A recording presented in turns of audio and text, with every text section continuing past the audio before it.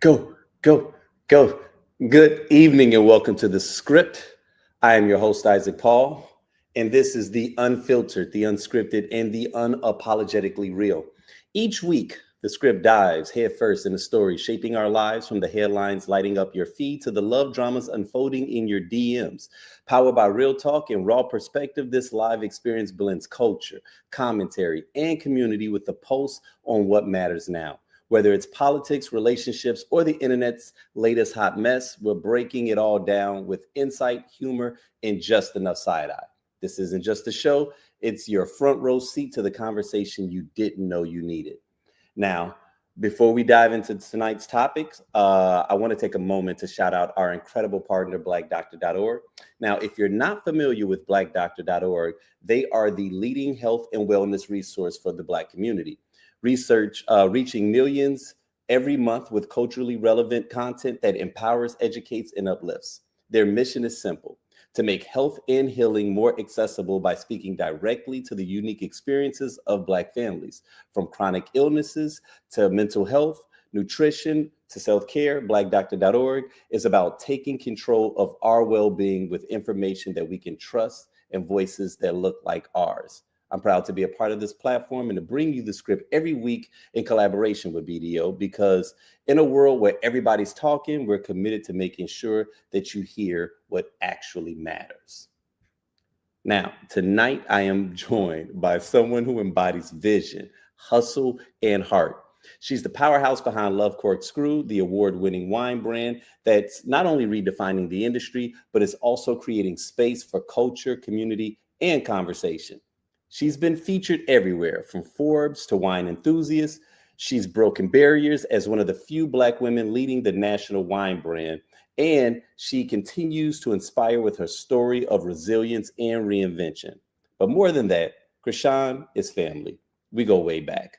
From art lounges in Chicago to building movements that bring people together, she's smart, she's fearless, and, she's a Libra. So trust me, she always has something to say. Please welcome to the script, my friend, the founder of Love Corkscrew, Krishan Lampley. Krishan, what is going on? How are you doing? What's popping? I need to use that intro going forward, except for the Libra part. I need to use that intro. Everyone, just when I walk into a room, I'm gonna press play on a video. Right? What's up, Right. Z? I'm gonna go ahead and send it to you. I'm gonna send it to you. You know what I'm saying? But just take out the Libra part. Because So I do what always is got going something to on, say. man? So listen, this is actually an earlier recording, right? So this is like a pre-record. That's why both of our light looks pretty good. You know what I'm saying? We got the daytime stuff going on. So if you guys are watching it live, this is recorded today. It just got recorded earlier in the day because, different time zones and, Krishan is a mover and a shaker. So I wanted to be able to snag her when I could, right? But, we got some topics, man, that, we go tap into. But before we do, I always like to just kind of begin with just kind of telling the people what you got going on. Like, is there anything special that we need to know about before we dive knee deep into this conversation? Well, I am kind of excited. The next week, I'm headed to Napa for what they call Black Radio. It Oh, is wow. the Black Blue Note Black Radio Festival, and Okay. it is hosted by Robert Glasper. And Oh, wow. this is going to be the second year I've attended. It's gone on for a few years, but this is the second year that I've actually not just attended and been a part of it. So my wine is featured in this amazing event. And we are part of what they're calling the Black Vines Garden. So it's specifically Black-owned wines that are going to be featured in this amazing area within this festival that has thousands of people. It's like the Black jazz Lollapalooza-ish. It's pretty sexy. Just make it a little older. Stick Okay. it in a vineyard setting, resort, and I mean everybody from Hiatus Coyote to Stokely, Earth, Wind and Fire, Jasmine Sullivan. I mean, I am jealous as shit right now. You did not tell me all of this was DJ what's popping. Jazzy Jeff, Lupe Fiasco, I'm just naming just a few. Terrence Martin, who I've always wanted to see him in person. Mm, It goes on and on. It goes on and on. There's like tons. Last year was Jill okay. Scott. I mean, it's just amazing. So yeah, yeah. So this So what's funny is I kind of ask for this because I want to talk shit and be like, oh, okay, so you just gonna stun on me, but I literally ask you what you got going on, and you're you like, did. what's since you asked? That's on you, Playboy. You asked me, and I Yo, tell you that's what I'm gonna be in 7 days. right. Okay, wait a minute. Okay, so Robert Glasper is who's putting this on? Correct. Robert Glasper in conjunction with Blue Note. So this Huh. has been happening several years. I believe they used to host it at the Silverado Resort. I wasn't a part of those, but now they moved it to the Meritage in Napa.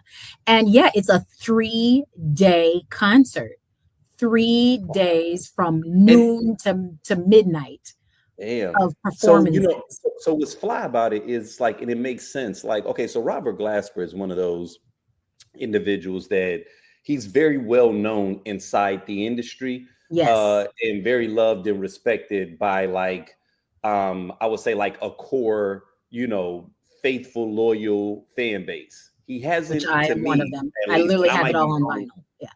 uh, and I might be wrong in saying this. Correct me if I'm wrong, but I feel like he hasn't really blown up in terms of like mainstream to where he's one of those names where, like how you say common names like Pharrell or Timbaland or somebody like that. He may not be known in all the households, but amongst industry people, he's very well known and very well respected because Yes and of not no. only You don't right, remember what Chris Brown did? What happened with Chris Brown? right, Remember that? yes, He was like, yes, "Who is Robert Glasper?" And next, right, because he's he won uh, artist over him or something. He yes, won some yes, category over him, and Chris was yes, like, yes. "Who is dude?" Right. And the next, Robert is selling out of T-shirts saying, "Who is Robert Glasper?" It was brilliant. Right, It was right. brilliant. So Yeah. and when it comes to that, like, sometimes I have to be cautious because there are certain people that, like, for me personally, and even us, because we're both pretty big music heads, especially when it comes to like that alternative hip hop and alternative R&B. Yes. So Yes. you and I can trade back and forth. Like I told you about the event here that I hosted last week. And I just casually said the names thinking I was gonna have to tell you, like, yeah, and you kind of know who it is in the moment I said it. And I said tall black guy. You said, "Oh my God, I love tall black guy." And I was like, okay, In see, heavy rotation. right, like you get it. And Yeah. for people that know tall black guy, it's like we obviously rock with him real hard, but I'll put it like this: he can do a tour and they can make money, but I don't think it was necessarily easy to just pull people out here in Phoenix because of the fact that it's like he's not a big name just yet. Like if Right. you even look Right. at his what is it? Spotify, and you see how many monthly listeners he has. It might be under 100K. You know what I'm saying? So it's one of those things where it's like he has an avid fan base, that really rocks with him. He's, probably got a couple of placements on some pretty big artists, or That. artists, like, yeah, like projects and stuff like that, but Yes. he may Yes. not have like really broken through like that just yet. So sometimes I have to make that distinction between somebody that I know and love and that's really big for me versus who's a universally known name, and when it comes Right. to Robert Glasper, I feel like he's somewhere in between. Like I agree. he's But you he's feel very me? much, I say he's like the NPR for artists, right? Like all Okay. you Yeah. have to work with. If you work with Robert for a song, you're the cool. Like you can sing your ass off.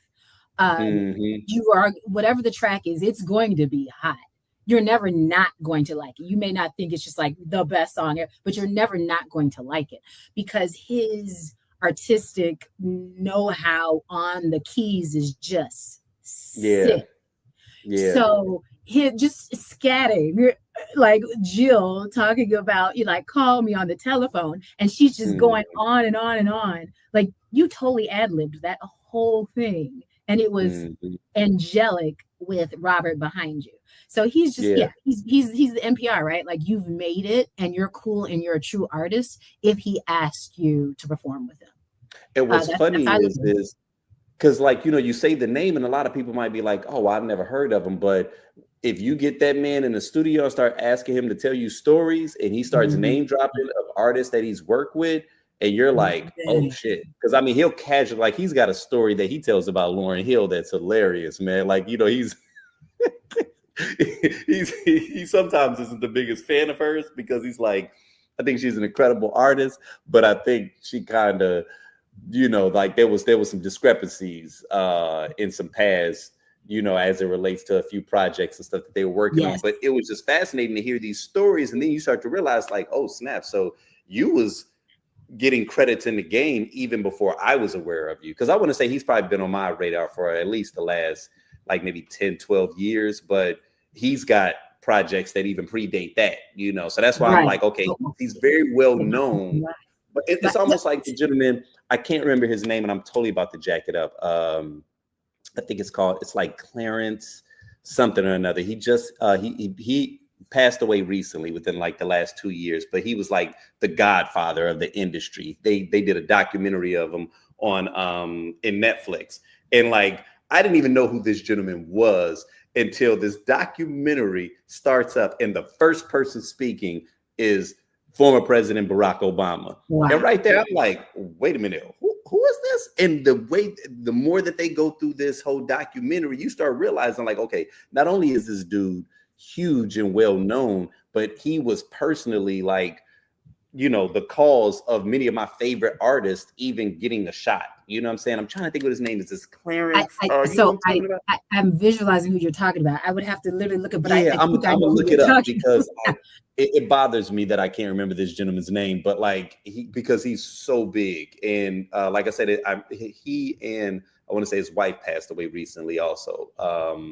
And you know, it was a sad, tragic situation of what happened with his wife. But yeah, random. Man, with a story very similar that I just saw the story on Parliament and George. Don't talk about Clinton. And about how he created Atomic Dog. I'd never seen that story, and that was crazy. Like, he was so high. I walked into the studio. They actually were pressing rewind on a tape, which sounded like the music behind Atomic Dog, which is insanity. And he's high and then talking about a dog. Like, it was just, it was unbelievable. And I'm like, that's how you created like one of the most iconic songs of all time. So it's crazy, some of these artists and where their minds are. And then the true artist and the true love of music and how they touch people that you think are the biggest celebrities. And they're like, no, I'm not that cool until I have such and such on the keys, or such. Like it's one of those things, or such and such is playing. I don't know if you saw the recent one with Bobby Brown and the guy from Boyz II Men. He was playing the real tall, thin guy from Boyz II Men. I can't think of his name right now, but he's playing the guitar acoustic, and he's playing it and singing with Bobby Brown. Okay. If you could pull that up sometime, maybe not this session, but it's unbelievable. And it's maybe like not even 40 seconds, right? And at the end of it, the guy from Boyz II Men says, "This is a dream come true."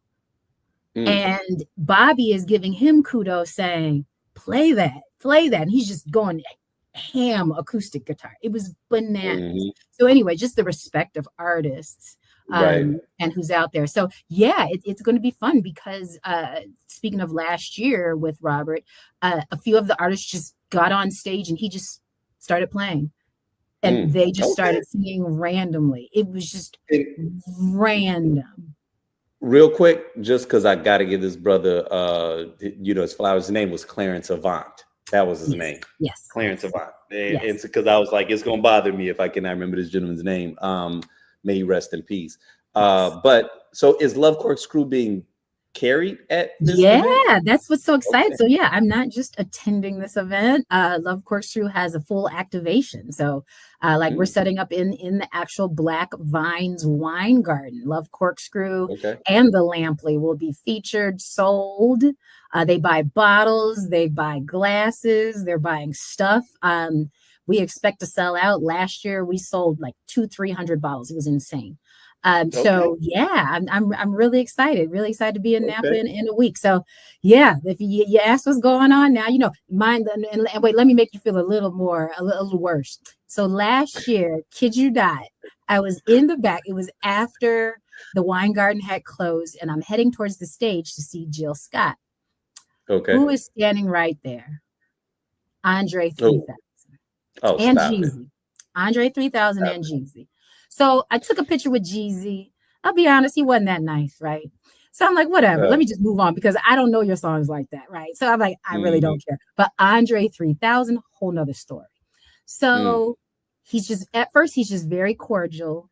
And I walk up into him and I said, may I? I don't run up on folks at all. Never mhm. have. I've met several folks and I'm like, no, even though in my head I'm fanning out, I don't appear to be fanning out, right? So as soon as I got up to him, he wasn't looking me in the face. Now this has happened to me with celebrities before because I get it. They're just going to look straight. They're going to take the shot and they want to move on to the next person. Right. So I saw him looking straight and I turned to him and I said, I'm a winemaker. He turned to me, lit up, grabbed me, and had the hugest smile on his face. And Mm. that was so warm.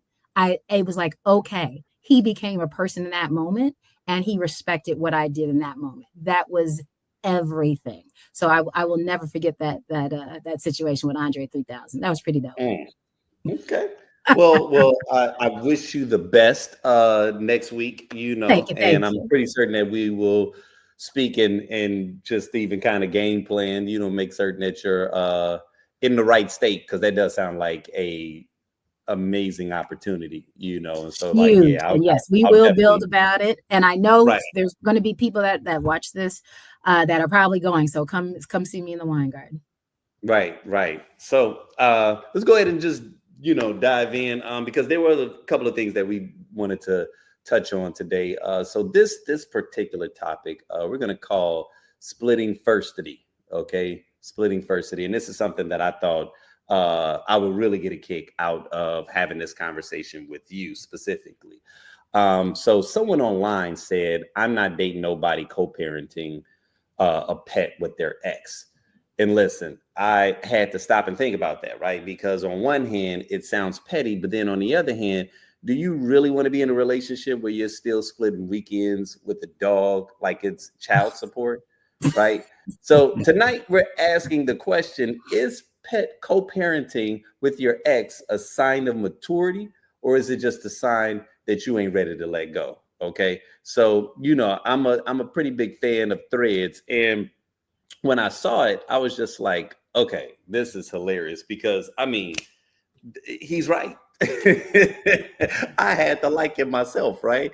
So this was a story that I thought was hilarious. Somebody said, I remember one crazy time this girl ex broke into her house while I was there. The nigga started screaming to her, you got our son in the cage? And I was like, WTF? Is he what is he talking about? Of course, I got my ass up out of there because he was ready to die over that damn dog. I don't know why that makes me laugh because I'm just like, dude, first off, let's keep it a buck, okay? You didn't really care about that dog like that. You know what I'm saying? I think in that particular situation, I think that was the dude that was just looking for a reason to keep that connection with that woman. You know what I'm saying? Like, I'm pretty certain that when they was together, he probably didn't even take care of that damn dog. Now all of a sudden they done broke up and this nigga Caesar Milan, you know what I'm saying? All of a Like, sudden, look, he people just don't even dog act like that girl, over like, kids. Like, what are we doing right now? right, right, So right. So how you feel about that? Like, I mean, what would be your reaction, or just even in your experience? And the reason I thought that this would be a fun thing to ask you about because you're really into dogs and you're I really am, into pets, right? I And am. so, like, I know that that's near and dear to your heart, but also that your husband is really into pets as well. Now, Yes. we're not talking about hypothetical situations, y'all not being together, but just think Yeah. about past relationships, like what would that look like, right? Especially if both you and your significant other were both pet people. Like, how would you even handle a situation like that? So my initial thought is to say that it may be complicated if you got the pet together. Okay. All right. So yeah, we might have to go to small claims court on this situation, like to get this dog, right? If we went together to pick up this animal and we both fell in love with this dog, we might have a problem. We might have a problem. Now, Hmm. and so my answer to the latter would be, okay, so it was your dog, but I fell in love with your dog. It's gonna leave your dog. There's Hmm. nothing I can do about that. I'm gonna cry for a little bit. But there's no way I'm co-parenting with and now I don't want to say there's no way. I maybe in a divorce situation, maybe Mm. that's the thing, but in a relationship situation, I'm going to go with you still are connected with that person. You still want, that's just like, I'm going to be real raw with it, like leaving your clothes there, right? Like you still have a Mm. drawer there, but y'all broke up. Like that's Right. kind of with the Right. dog. Like stop it. Like if you Okay. let So go of how the would you person, you now let how go of would you handle that though? Like, okay, so like let's say that you're on the other side. You met this guy, y'all are really, and this is hypothetical, right? This is Mhm. before marriage. You met this guy, Yeah, y'all are really hot and heavy, you feeling him, and he, just casually says, like, oh yeah, I mean, yeah, I got a pet, but I'm co-parenting right now with my ex and everything. Yeah, we both got the dog together and everything. Like, how would you, and you're feeling them, right? Like this is right, maybe a few weeks in, because I don't even know if this is first off, even as I'm throwing out this hypothetical, is this a first date type of conversation? You know what I'm saying? Like right. at what point Just do so you you even know, mention that you're doing something weird like this? that has to be when you're in. You cannot say on the first date because you will not get a second. That is just Mm. absurd. I wish a man would say like that. Doesn't even make, like you what you co-parent with your ex-girlfriend and you co-parent with a mutt.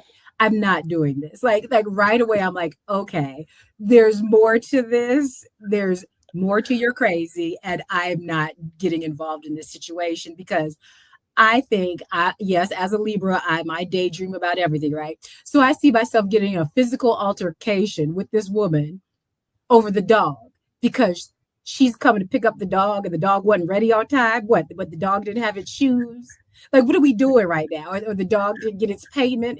Like it's support. Like, what do we do? Like, no, I'm not going to get my butt whooped over a woman scorned with the sharing custody of a dog. This is not. Right. I'm not getting involved in. I'm not. I'm not. Oh, on Sundays, you guys have to do the exchange. Like, I'm not doing this. No, Mm. no, So no, you're no.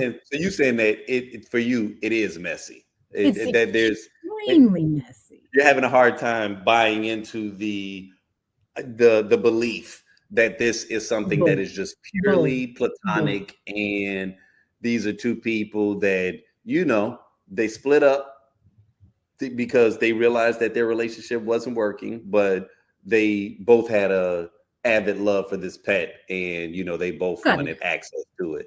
To cut it you, out. you're like, Let nah, it go. that Nah, let it that's go, nothing. Playboy. Let it go. So on Wednesdays and Fridays, I get Fifi from noon to 4. Like, no, we're not doing this. And I gotta watch the exchange in the car, which you guys meet in the park and exchange. Like this, no, Right, over a right. dog. Okay. The fact, and I hate to make light of it, but I'm serious. The fact that people don't even think that hardcore of a child, Mm. but there's people doing that over a dog.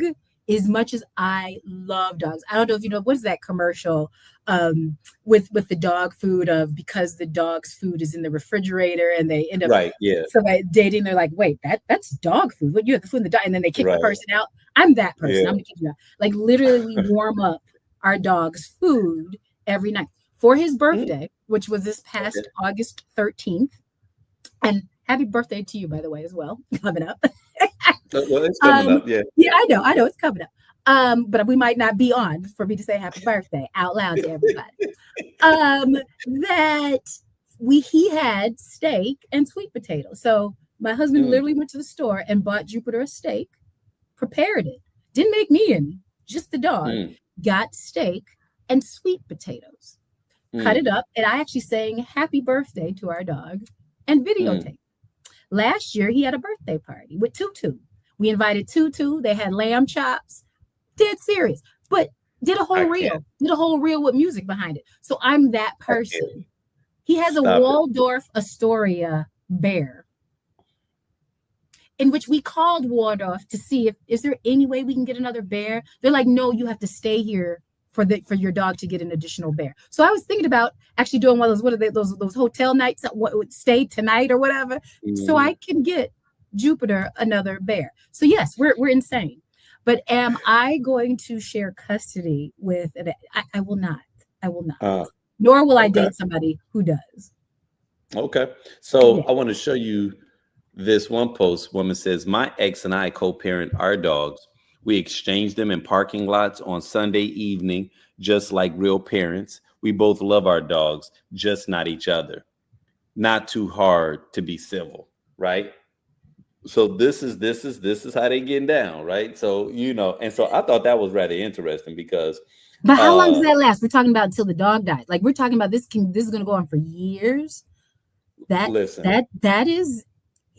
and I want to know if they have healthy relationships outside of their exchange. That's the part I need to know. Now that's a good question. Now she followed up because someone had said something, and she said whatever people are into. She said we're divorced and friendly, but not friends. Now this is her giving more context. Interesting. She said, right, we don't text unless it's about the dogs. We don't chit chat when we meet up. Our respective lives aren't each other's business.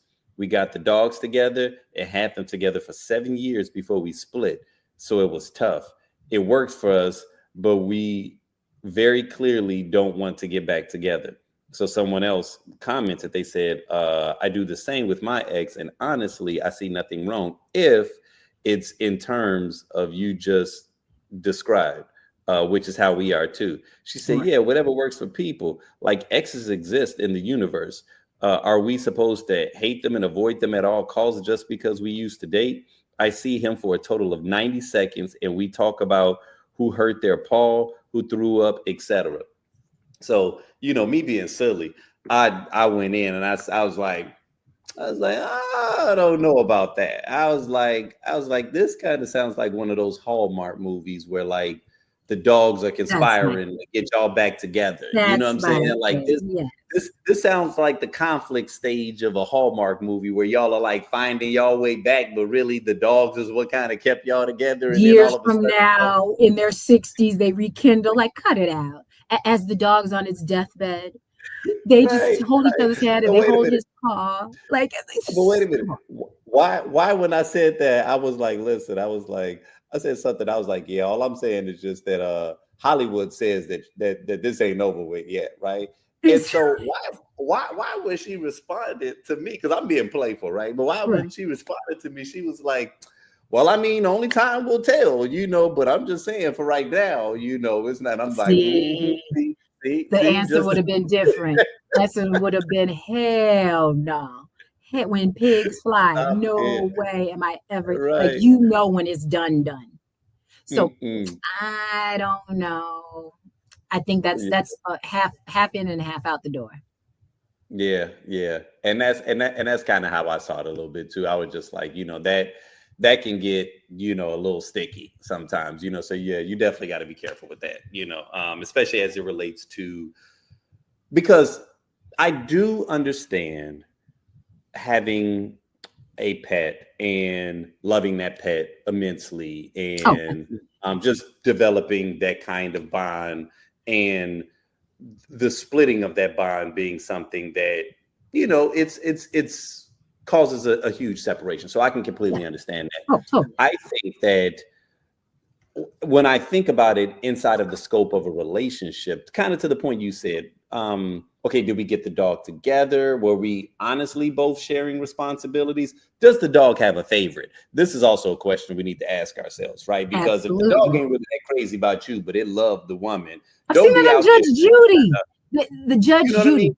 she decided on because the couple were fighting to get with each other about the dog.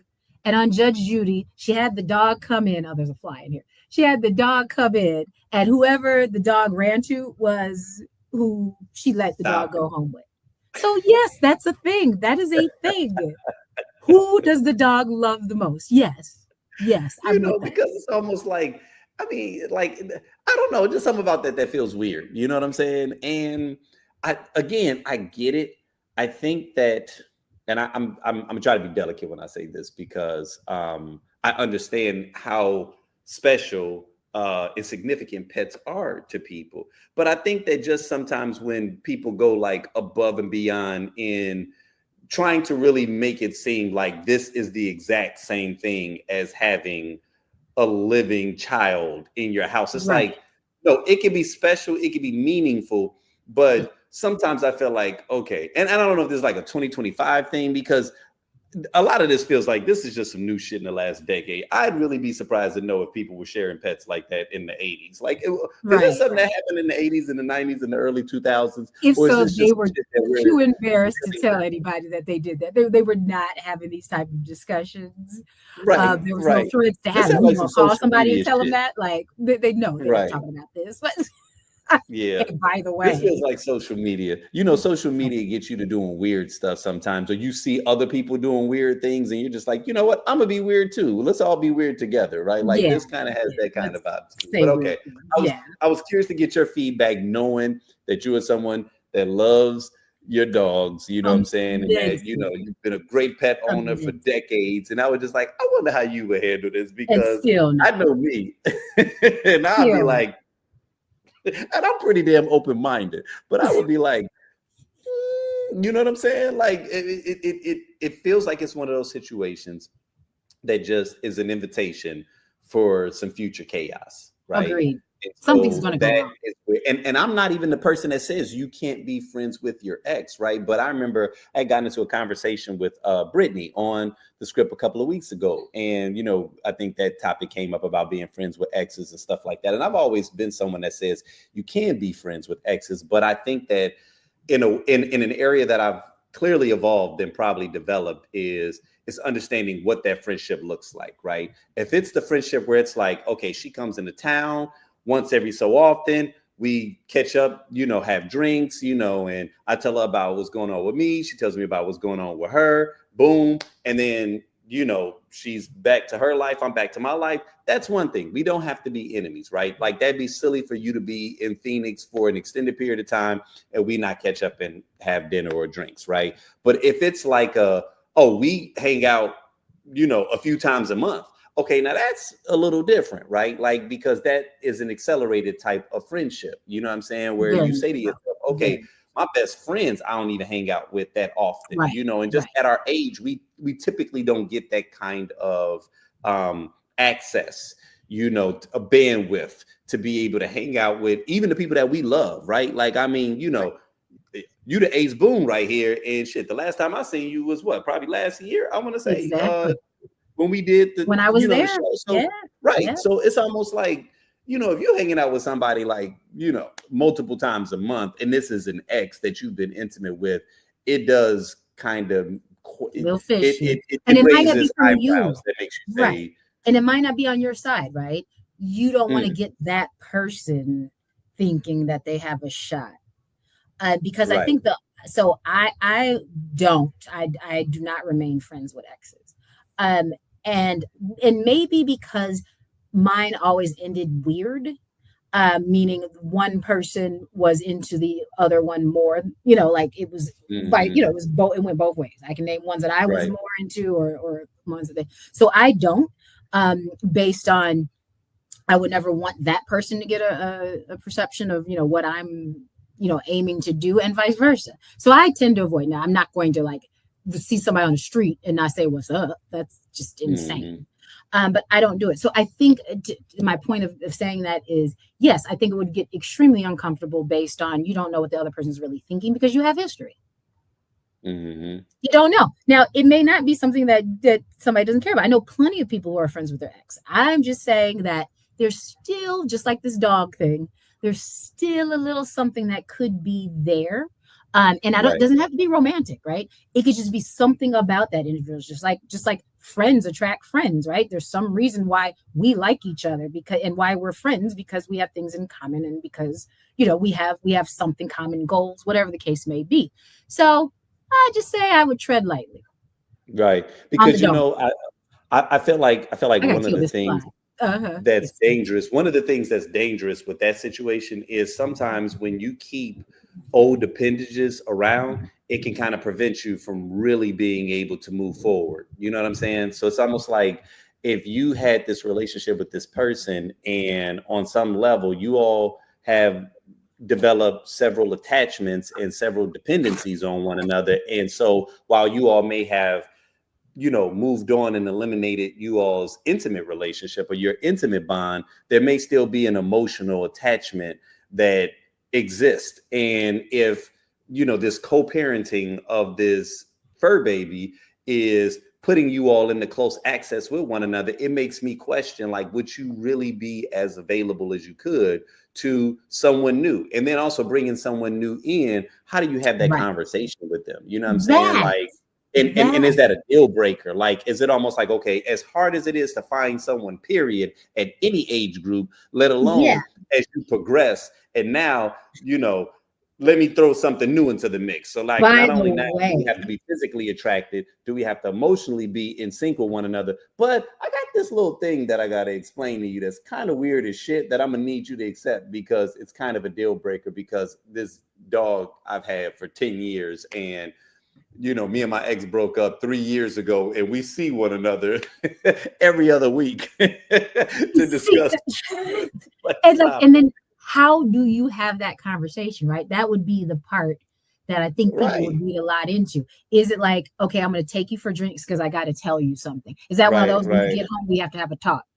Yeah, Okay, that's what I so was saying. then, Is this a first date conversation? like, Like, this feels like a first date conversation. Like, I don't even know, like, because if you have this conversation too far down the line, then I almost feel like you just misled someone and you led them on. You know what I'm saying? and In they're going to the be like, so how in many the, in times the did you falling see in her? love with you, not knowing, oh, by the way, I got this appendage and it's attached to something that's living. You know what I'm saying? So, And what else are you all right, I hiding wish from you me? had told me that before Fair. month 3. But I'm thinking like You date know what I mean? 3 though. Like I'm not. It doesn't have to be like I'm not talking like a year into the Oh relationship. no, Hey, oh by no, the way, and that's what I'm on saying. Okay, Sunday, maybe not day 1, but probably by day 3.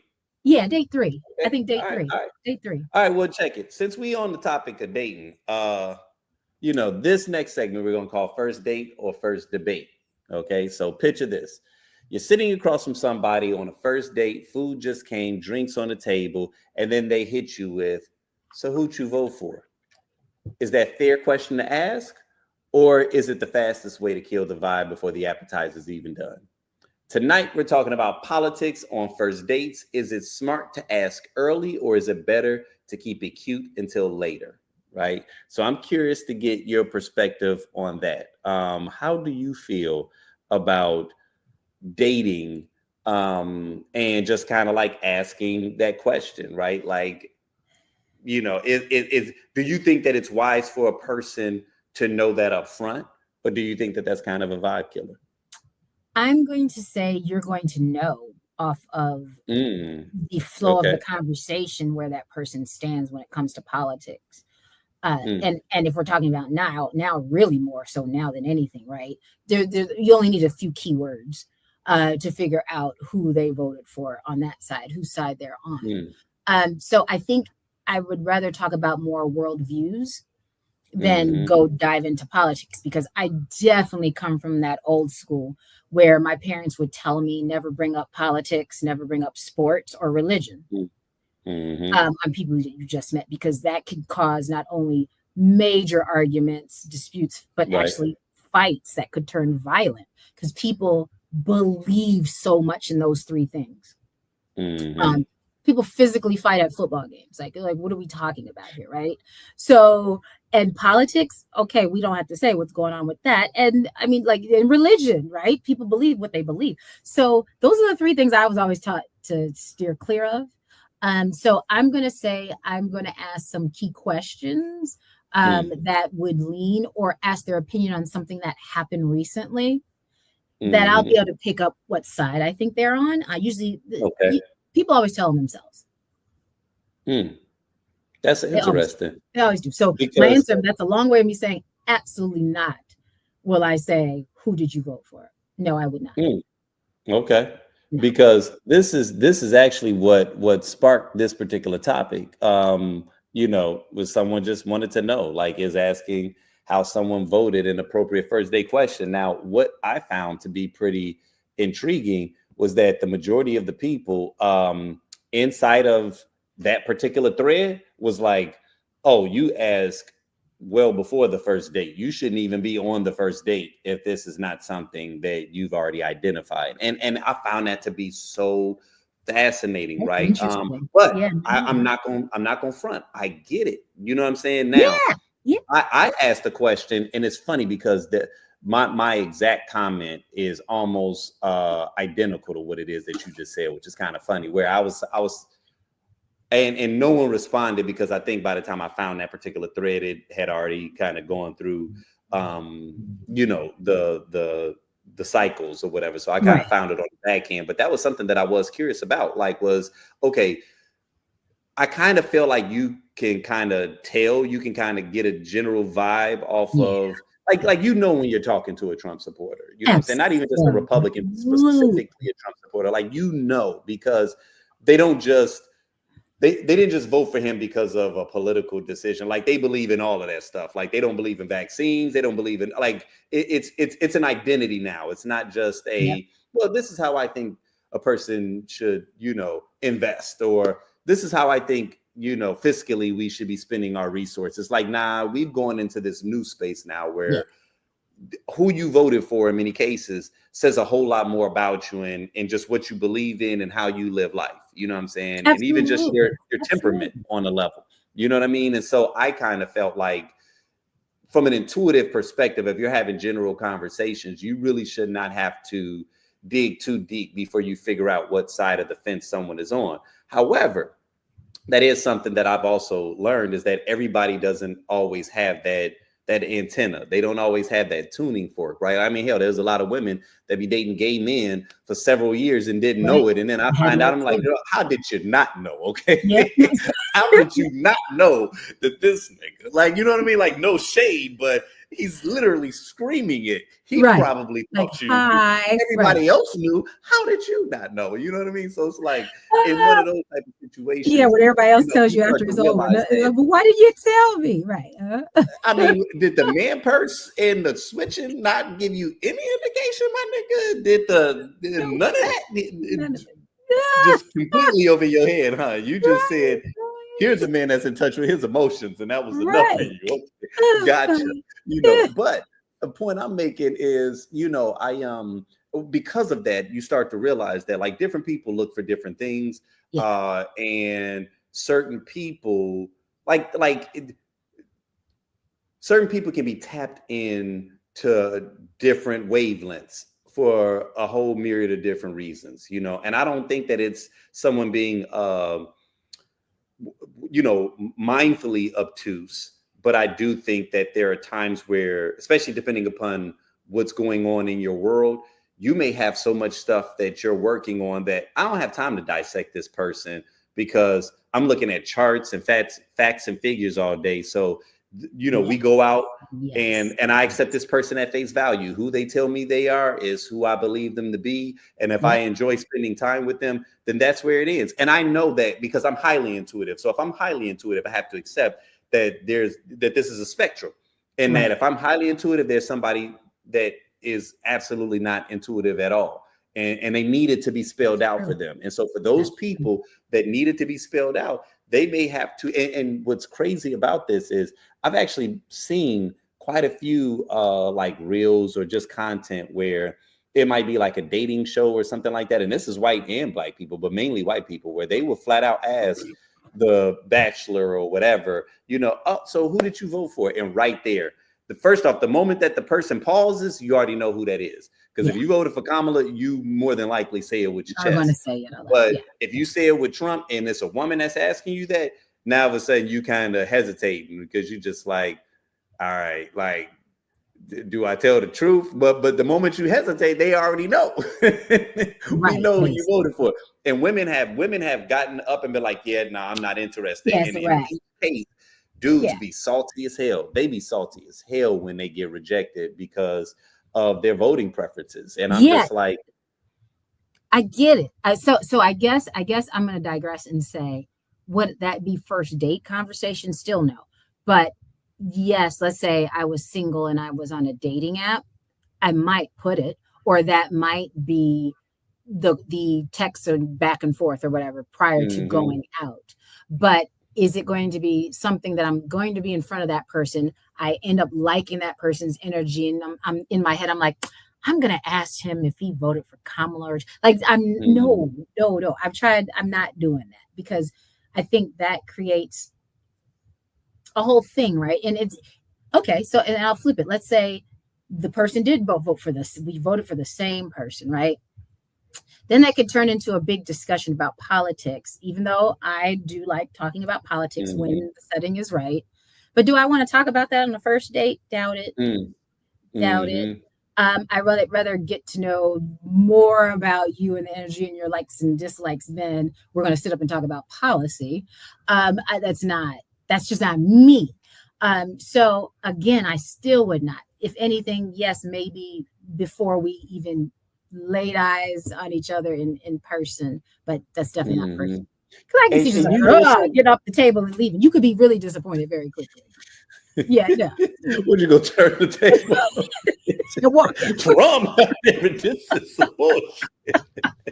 Check, please. And get out. Like, it's just Getting dramatic I'm all of a not doing it sudden, because right? I cannot hold my composure in my face. So I'm going to look at you like you're insane. And then at You this know what's point, I'm fascinating though tuning you out. about this conversation is it's like, it's interesting because I'm thinking now about how I worded the question that I put in that particular thread, because similar to how you was just talking about the vibe a moment ago, that's how I felt. You know, first off, I never was big on online dating anyway. Right. Now, it wasn't that there was anything wrong with online dating. It was just that because of how social I was and, you know, how much I would interact with people, I always had a plethora of options that I thought was, you know, dope surrounding me, that for me to go online, that would have just been too much for me to be able to handle, right? Because now Right.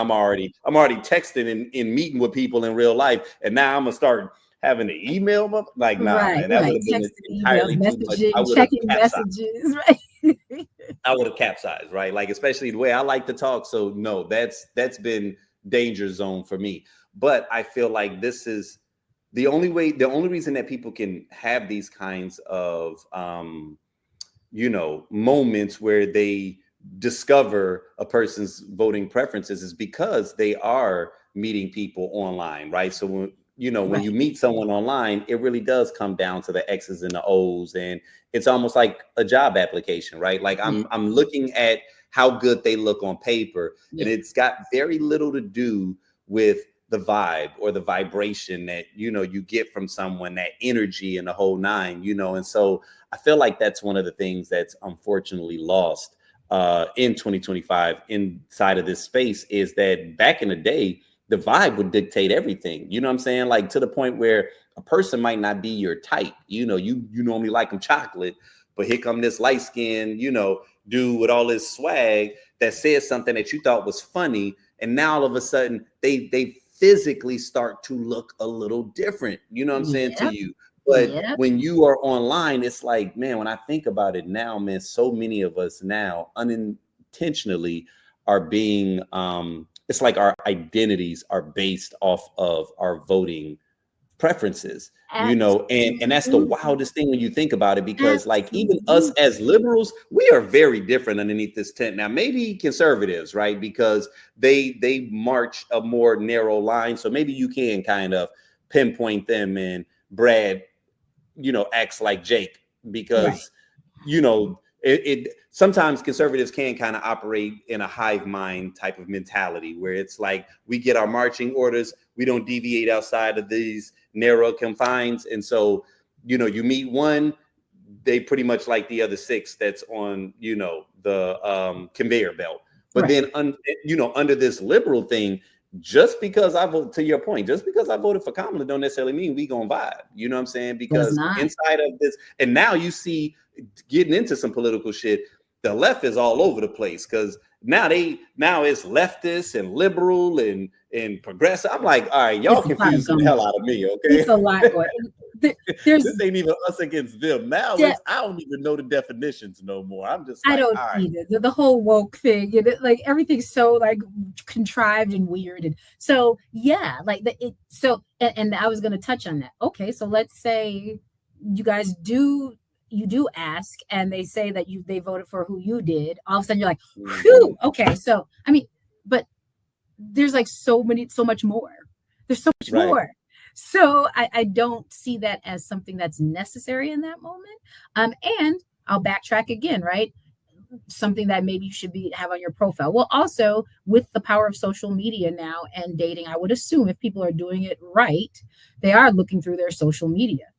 More than likely, you'll be able to tell there as well. So if you do your Right. research, go through their Instagram, their TikTok, all that stuff, go back to around those November dates, like go back and see what they were saying, doing. Is it just I vote, but it's also I vote and make America great again? Like what was the hashtag mag? But there's going to be signs. So I think if you just do your due diligence prior, it's not a conversation that needs to be had. Okay. All right. That's interesting. All right. So listen, I'll take that. All right. So listen, I appreciate the fact that we are peeling through these topics because this next one, this hit me at what age does the dream of having a rap career end? Okay, so that's what we're talking about right now. At what age does the dream of having a rap career end? So I want to start with this right here. So someone says, at what age does the dream of having a rap career end? 35, still spending money on studio sessions. You don't have no other interest. So we talking about right now, man, rap dreams and rent money. Okay. Oh God. What I'm trying to know, Krishan, is at what age is a person just supposed to say, you know what, man, this ain't for me. I'm gonna go ahead and hang this one up. How you feel about that? 22, and it should be a wrap. Like 22 and just stop.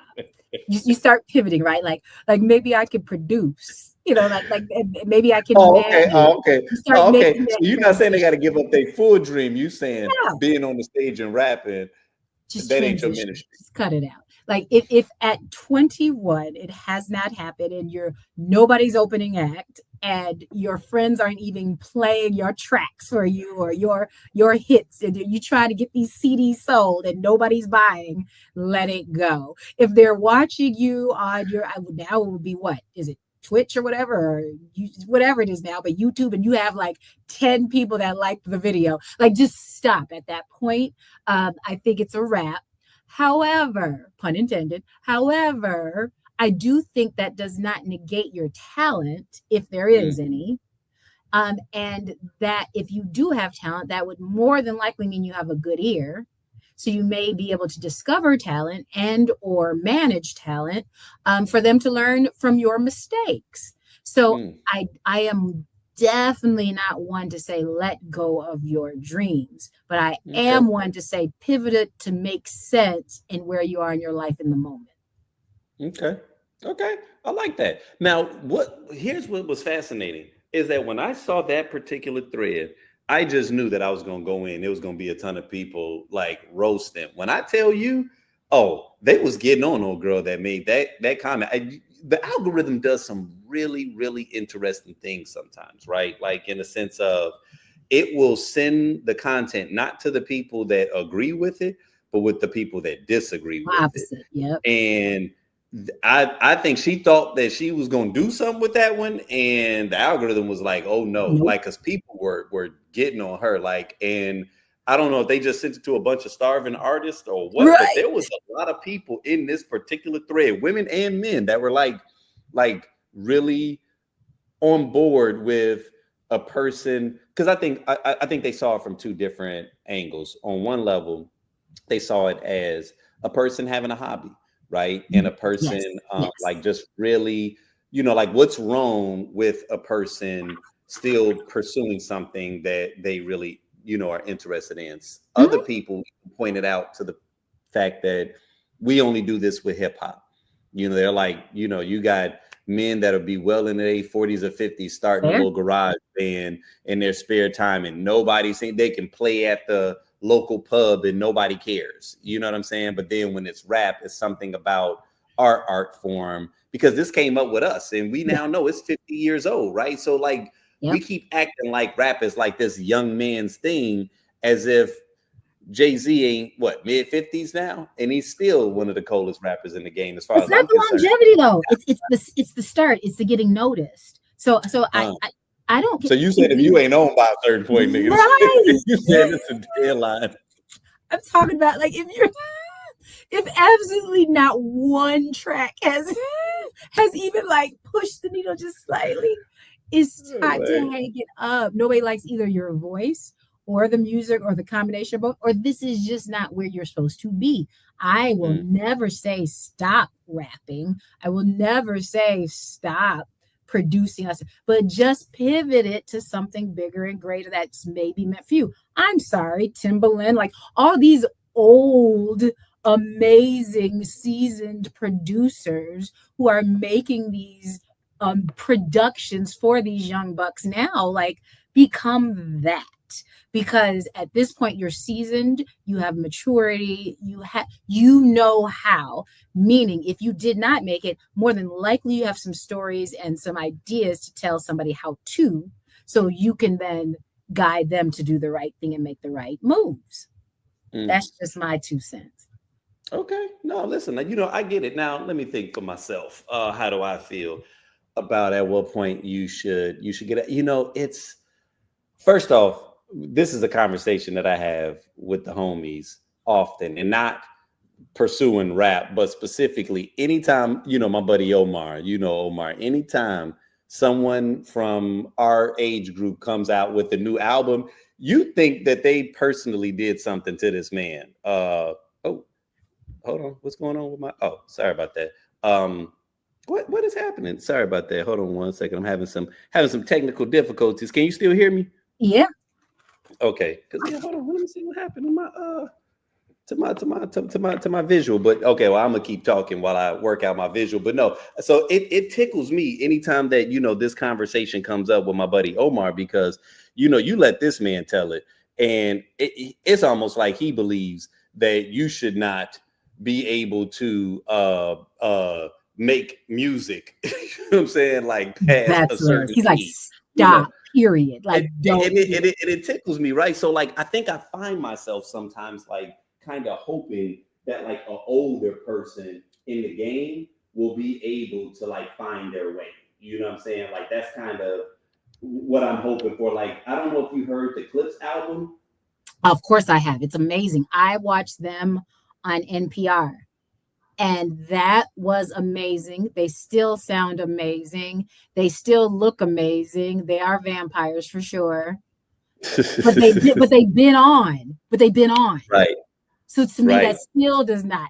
Like they've been fantastic. You worked with Pharrell. Like you've been fantastic. They can every rap they do to me sounds like they're freestyling. They're just talking and it sounds fantastic. That's That's how I feel. And so, you know, it tickles me, like I said, because of the fact that like on a personal level, I've just been waiting to see who is going to be the next older artist that finds his way back into like superstardom. You know what I'm saying? Because I personally feel like it's possible. I think it's possible. You know what I'm saying? I think it might not necessarily be probable because of just the way that the game operates now. But I do think that it's very possible for, you know, someone to be able to do that, you know. So well, yeah, I mean, look at, who was it? Was it Morgan Freeman that didn't become very famous till late? Yes. You know, there's actors, you know, like that. So I'm not saying it's impossible. I just would like the pivot to happen. I would like the conversations to be happening. And this is with everything. I just use the rap scenario to go with any and everything. For us that do have dreams, some of us do not, which in my later years I had to realize, right? Not everybody is holding on to something that they just dream that will happen and come true. Some people just like working to buy things, and that's it, right? And I've heard people tell me that, right? So and it, for me being a creative, it was like fascinating. Like, wait, are you serious? You never had a dream to do something like? They're like, nope, and I'm good. So I feel that's with anything. If it's a business owner, if it is acting, if it is sports, and there has to be a point where you just say to yourself, okay, I'm going to continue pursuing it because there's something here, but what at this point makes sense at my age and level, or my know-how, or the people that surrounding me that could make this dream bigger and better, or realizing that dream is something bigger than you thought it was. I completely agree. And you know what? I apologize at the fact that you are just sitting here looking at my little Yes, my little godchild. logo guy. Yeah, I mean, man, I'm so disappointed that all of a sudden that I'm having haywire issues and stuff. You think that this was retrograde? Because this next topic is actually something that so what's going to be fun about this? And again, once I get my camera stuff worked out, you'll see my picture again. But this next topic is something that is actually your segment. And can you go ahead and, to the best of your ability, walk us through what's happening with Uncle Nearest right now? So this is something that I definitely wanted to have you on to speak about, because of the fact that this is inside of the spirits industry, and I felt like you can give us maybe some added insight that isn't just readily available when you hear it, right? Because all we knew was that this woman was doing an incredible job. You know what I'm saying? She had the fastest growing Black-owned spirit company, of all time. And now all of a sudden, it just feels like chaos. And I'm hearing a lot of different words and terminologies thrown around, and I'm not 100% familiar with it. So can you break that down? Exactly what's happening with this? Sure. So allegedly, so I will utilize allegedly. I am not Okay. a lawyer, nor am I involved at whatsoever within the case, but I have read the court documents. So allegedly, they owe $108 million to the bank. They also have a number of 100 plus investors that have invested in the company, and they are not equity holders within the company.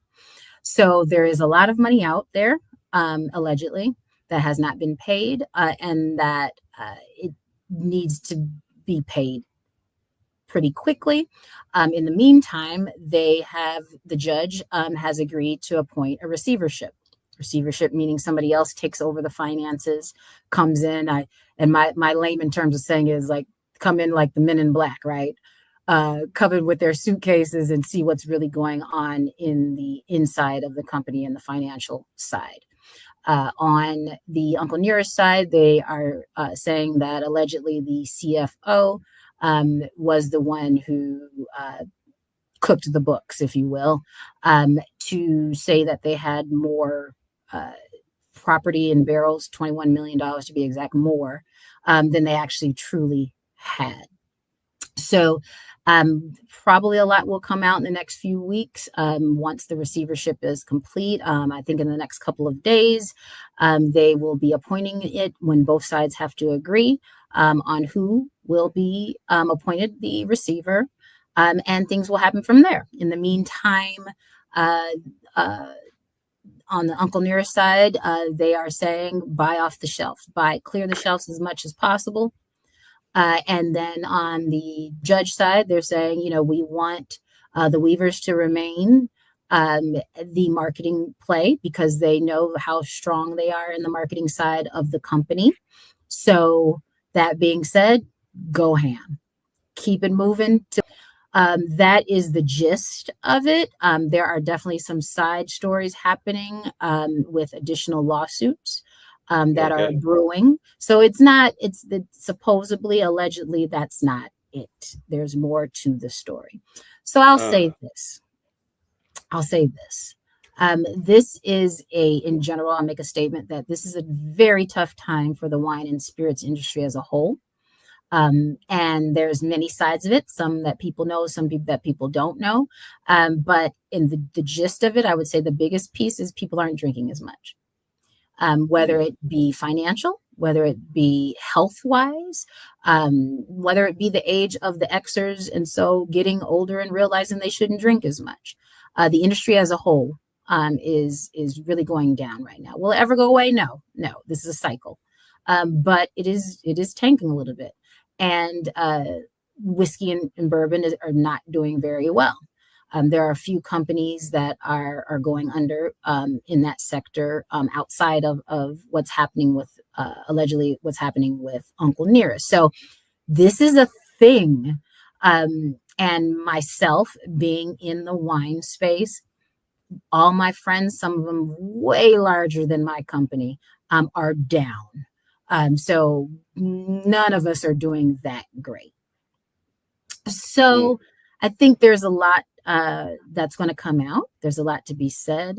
And there's a lot of thoughts that are going on in people's minds. I see a lot of people doing major think pieces, but I think we do that with every controversy, is we have to give our opinion without seeing facts. I don't understand that. I don't understand making comments based off of simply a title on a post of a non-credible source. If you have questions about it, I am the person to believe, well, let me actually look at the court documents, which I did. So I don't understand the whole thing, as far as what people are saying that don't know a lot about the industry. Even today, now I'm one to never get into it with anybody on social media. I don't respond nor comment on things, but it just hit me too hard that I just had to say a little something.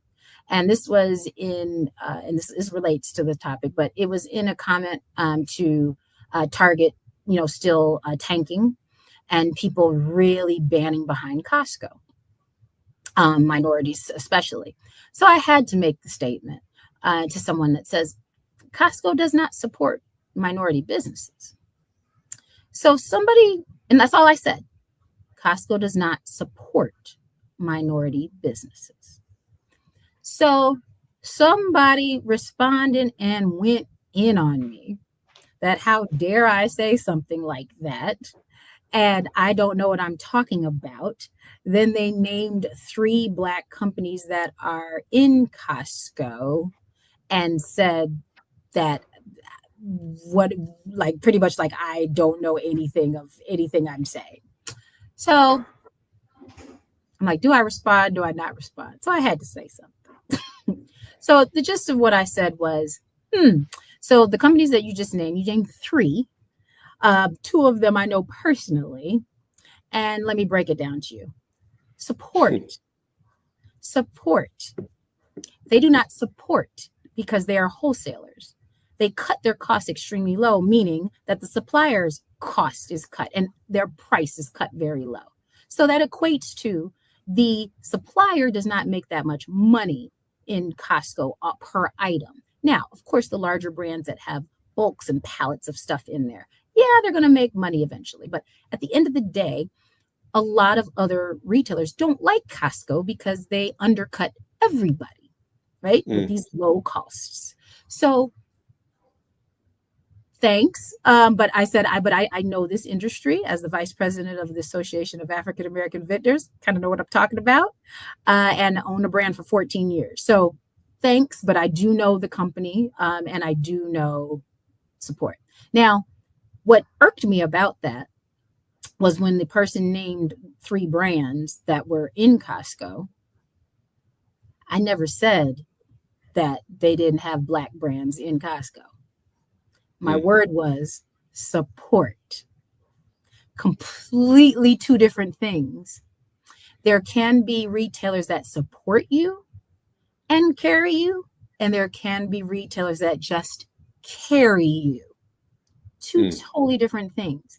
And Right. So where I'm going with this is, as an insider within this type of industry, CPG, and then on top of that, wine and spirits and compliance, and on top of that, a wholesaler, I know the game. So that's why there's so much more moving parts to our industry, to the Mhm. case, to all of this that people Mm.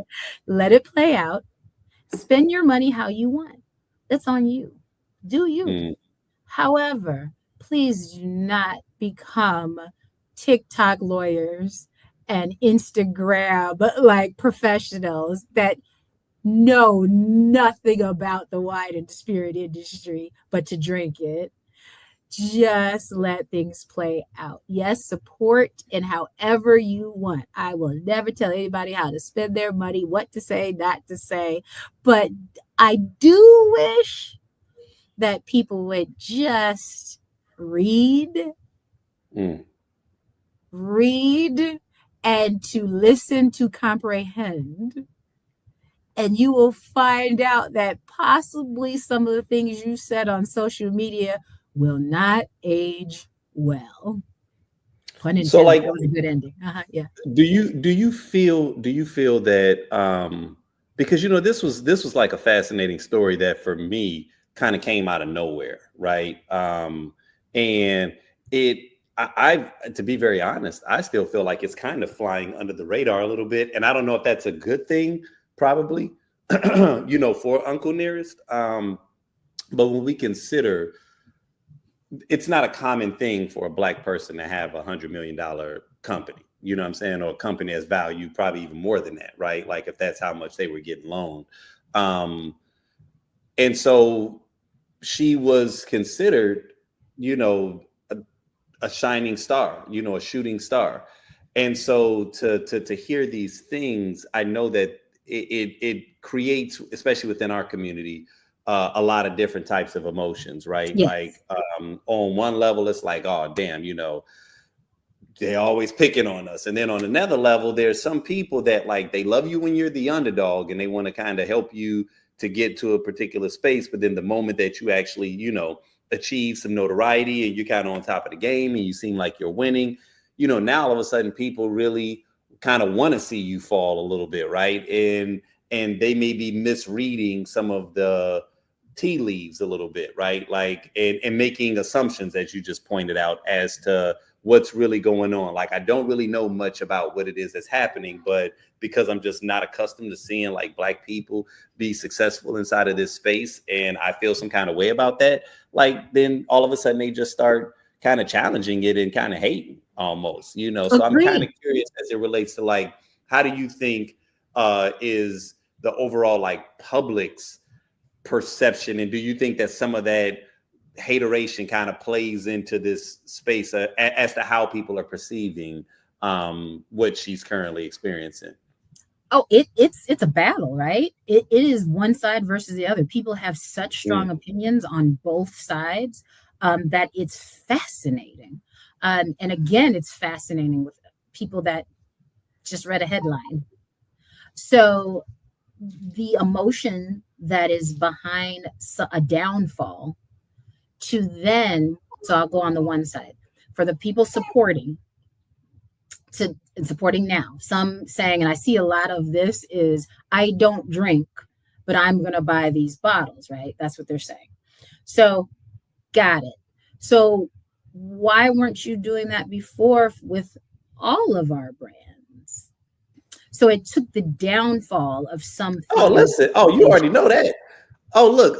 Every black comedy from like I'm gonna say 2000 to maybe 2010 was that the company was about to fail or the church was about to close, and then they had to have a car wash, because the Same. moment that you realized that they was going out of business, then all of a sudden the community strings together Right. Now we're going to work together. and helps them cobble together some stuff so that they can make it to the next fiscal year, because I'm please believe sorry, that church gonna that close next year, like I is asinine. So that the whole thought of that irks me.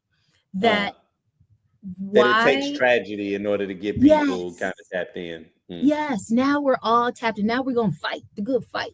But we couldn't all fight the good fight for everyone from the very beginning. But people are arguing with me about Costco.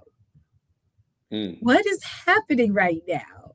So you're Mhm. going to fight me over that company But on see, you know why social. they fighting you over Costco though, and that's what you just kind of pointed out, right? Which is that Costco for many people became this bastion of Correct. anti-fascism because of the fact that Target bent the Because knee. of Because Target. Target was what we was all rocking with, and then when they removed their DEI policies, everybody was like, "Oh, okay, Costco's still on board with it," and then everybody rushed over there. And you were one of the first people that like really got me to see it in a more three-dimensional space. Not necessarily saying don't boycott Target, but Right. I honestly believe that there was a more strategic way that we could have gone about doing that, where it was like, okay, yeah, boycott them for everything else. Kind of like we were talking about when you and I did the session Wine and Love last week. And we were just talking about like what it really looks like when you're supporting Black business and how Yes. we Yes. need a blueprint. We need an Yes. active blueprint on Yes. what it A looks like correction. to support someone. Because if you think supporting someone is, oh yeah, so because Target removed DEI, a a set of initiatives that pretty much put Black people as number 6 on the list, right? Because as we always know, DEI was benefiting white women, it was Yes. benefiting the disabled, it was Yes. benefiting Asians, it was Yes. benefiting veterans. Like Yep. I think there was one more before it got to us. So Mhm. because we didn't like optically what that looked like, we decided to boycott Target, but we're ignoring that one of the things that Target still did have was a lot of Black brands on their shelves. And for many of those Black brands, this was the only major retailer that you can get access to them through, right? Like if they were Several. doing that stuff on Amazon, or like you said, through Costco. And even when it comes to Amazon, like just from an insider track of what I know, like, yeah, Amazon can be lucrative, but they really cutting into your profit margin, especially every time that they Big want to have like time. one of those Prime days and stuff like Yes. that. Like in Yes. order to get That that comes out Prime of day, you you, got the to give supplier. significant discounts that pretty Yes. much, like, It's sometimes people lose money during Prime Day. Like there are correct. companies that will lose Correct. money Red. Red. during Prime Day. So Yes. only the big brands are typically really able to fully take advantage of that type of stuff. Dude, And that this is is the kind of Costco. knowledge that we don't know. That is Costco. So that Right. and that's the piece, right, that we miss. And I can't emphasize how I cannot tell Mm, anybody how to spend their money, but I have to emphasize what we the suppliers are really going through that other people don't know, and they're so adamant on their beliefs that they have no right. idea what's really happening with the business owner. So again, it's different from carrying a brand. There's a difference in Mm. supporting a brand and what the retailers do. Two different things. Amazon carries a lot of brand, but during Amazon Prime does not support a lot of minority brands because we are in the red at that point. So if I'm packing a candle, I'm losing $2.08 every time I pack a candle. So what are we talking about here? There's carrying, there's supporting. So I'm working my ass off to get this 1 pound candle out and I'm losing $2.08. So, and I better get out quickly. It better get out quickly because Amazon folks want their package right away. Oh So I man, have to listen. hurry up and lose money. So that's the piece that people miss on the other end. And that's all I ask is that every now and then just listen to what we, the suppliers, go through because we know way more than you think. We can see way more than you think on the other side. We see everybody's numbers. We know a lot more than you all think being on this side of the business. And that's all I ask. So Just every now and then check listen to us. check this out, because I thought that this was an interesting perspective. I saw this on Threads, and someone said WeWork raised almost $20 billion in 10 years and went bankrupt. The founder was buying private jets and funding his personal lifestyle with company money, eventually forced to resign. SoftBank lost $13 billion because of WeWork. WeWork's founder, Adam Newman, got another $350 million for a new company before it even launched, and just raised another $100 million this year. This happens all the time to white founders, failing into more money. Yet our own are ridiculing Black founders. I thought that was Agreed. kind of interesting, right? Agreed. I can You name know. about 100,000 more of those scenarios. I know Mm. some personally, especially in the tech side, that they can do this raise, Series A, B, Series dang Z, raise like $100 million. Whatever the Mhm. app is doesn't jump off. They bankrupt, close off. Ain't sold one product yet. Not one product. Ain't sold one product. And get way more money Yeah. once again. That is like a whole nother conversation because Yeah. there's a lot of moving parts to that conversation. Does that Yeah. necessarily have anything to do with paying your bank loans? I don't know about that. You like, I'm gonna keep it a you said if I'm gonna keep it all the way funky though, right? You said you was like, I'm gonna let you finish. I'm gonna let you finish. However, okay, a bank loan is a bank loan. You know what I'm saying? And I mean, So and you know what? We as Black people do have a tendency to do that sometimes, you know, because I saw a couple of the comments just to kind of go through a few of them. You know, I saw so Jamil Hill said, we don't have the same safety net, and we definitely don't get the same grace, regardless of what some people may think of Fawn. The only reason most of us even know about Uncle Near's story is because of her. I think she deserves the benefit of the doubt and room to make mistakes.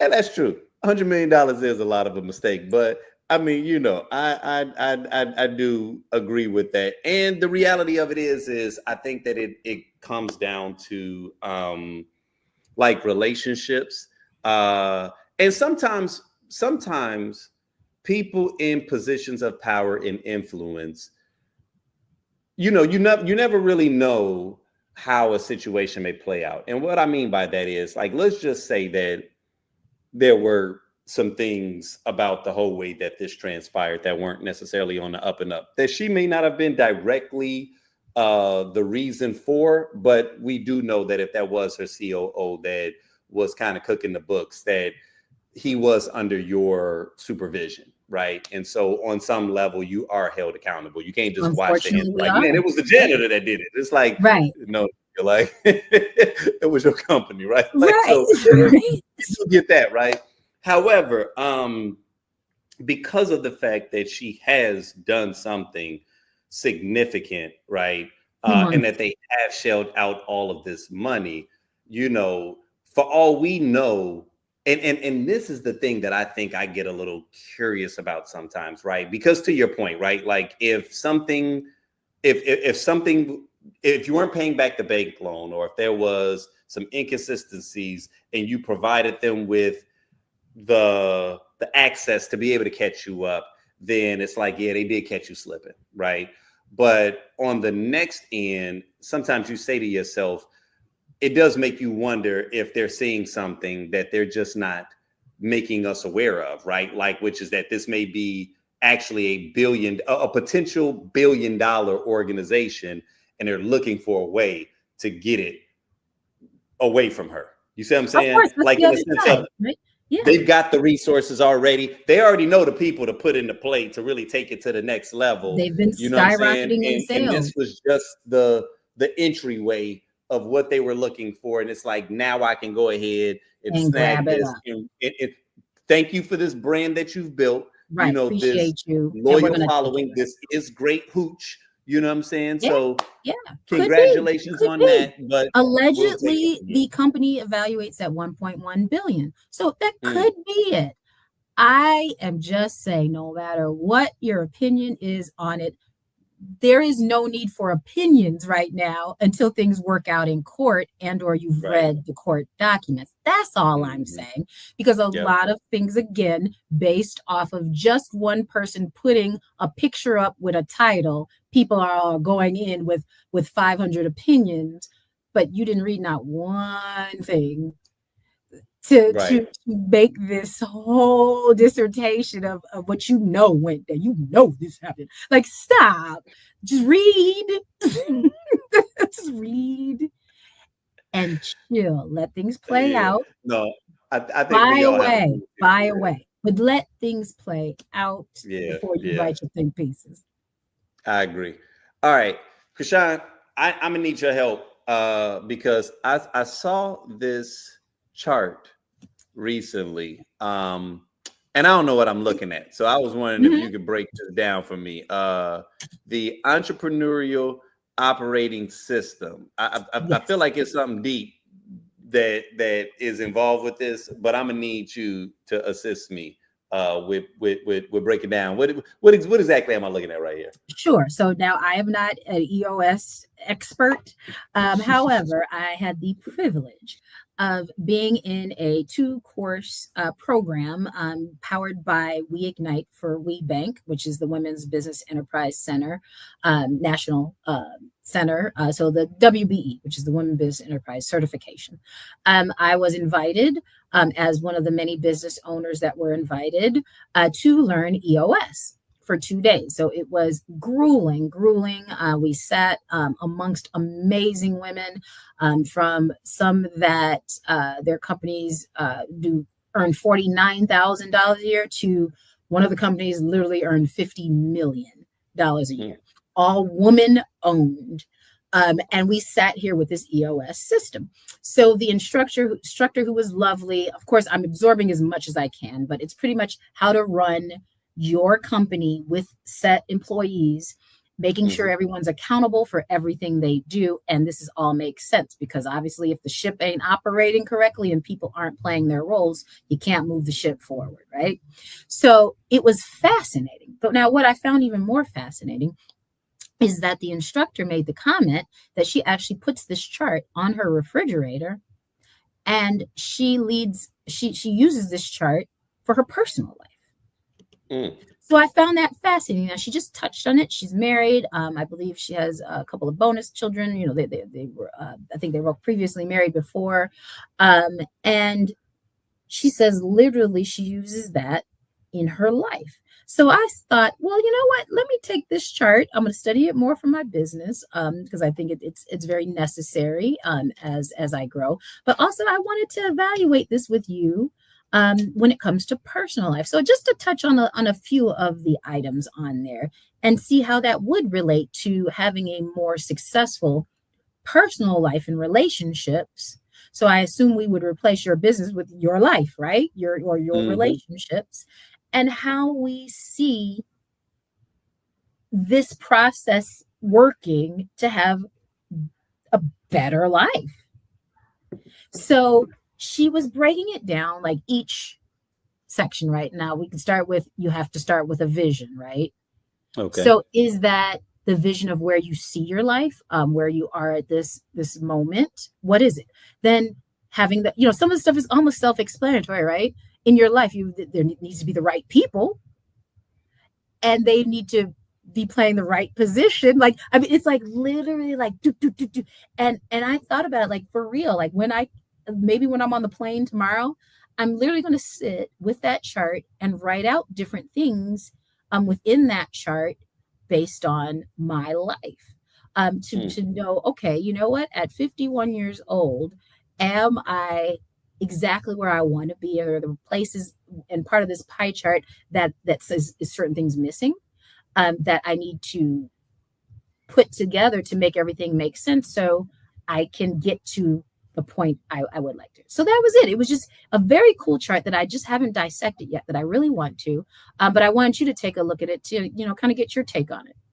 Hmm.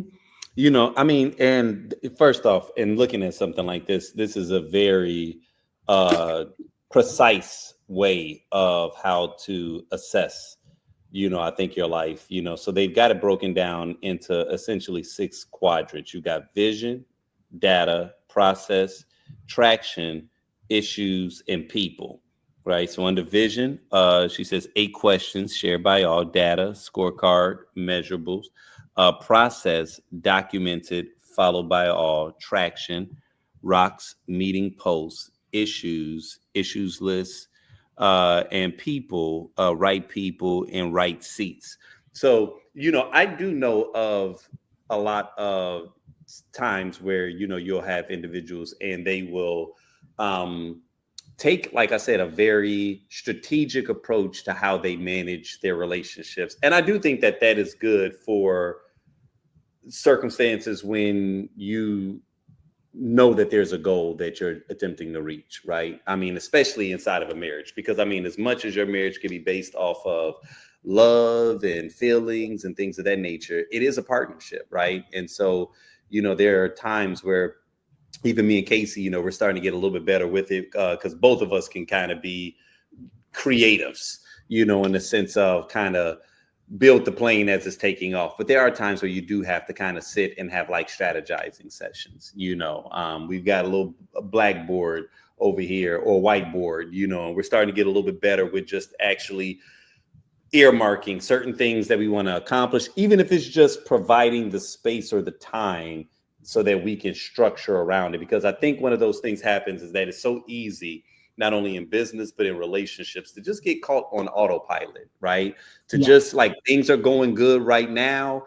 And, we just get caught in the space of just managing obstacles or managing catastrophes. It's like when there is no catastrophe, then we're relaxing, and then we're relaxing until there's another catastrophe. And then we got to like hop in the mode and try to, be our best selves. And the reality of it is that if we did take a more detailed approach, a more systematic approach, that we can actually avert a lot of these potential issues that, 9 times out of 10, if we're being honest, we probably saw it coming.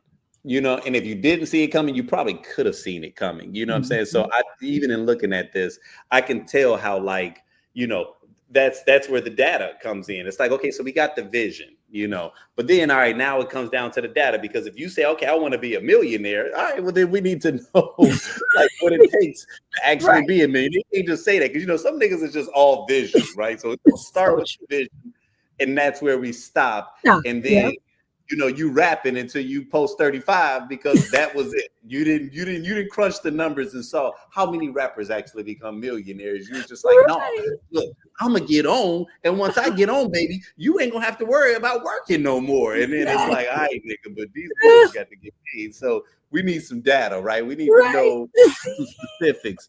Now, after you get the data, then okay, now it goes into the process. And I think that the process becomes so important, right? Because like even in looking at it now, like I actually can, it makes more sense the more you are looking at it, because I do think that in many cases it does start with the vision. So when you were sitting in there, is that where they started? Did they start at 12? You are going the correct way. Yes. Okay, so yeah, they started with that. So after you get the details, now you got to figure out like the how, what's going to be the process. And I think that the process becomes so important, especially nowadays, like not even just with, like I said, relationships, but then also with business, because we live in a time of instant gratification where you will literally post something, and if you don't start seeing immediate traction, you feel like you failed, and you almost can't really focus on the results too much up front,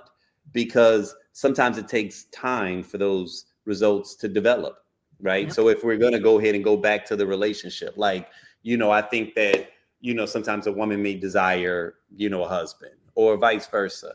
And they feel like, all right, well, I'm on these dating apps and I'm not seeing success.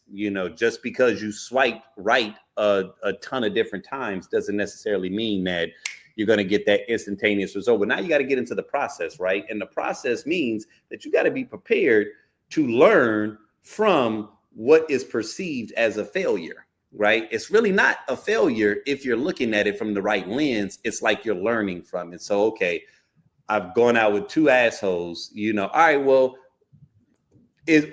yes, we're going to put the onus on them, but let's now go back to the data. Let's look at your, what data were you using to select these individuals? You know what I'm saying? Like, because maybe there's something there, maybe it's something in your process. Maybe you are zigging when you should have zagged, you know what I'm saying? Like, and so when you think about the process of not just courtship, but then also the process, which is understanding that it's going to take time, right? And the patience that sometimes is needed to allow something to develop, because I've actually had this lesson, and it's wild that it's something that you can know that this is a part of the system, but you still have to remind yourself, because of the fact that it's like when you're in the middle of it, you want to see results. And the moment that you see what you perceive as a negative result, it makes you want to change course, right? It sometimes makes you want to switch up your process, but it's like, no,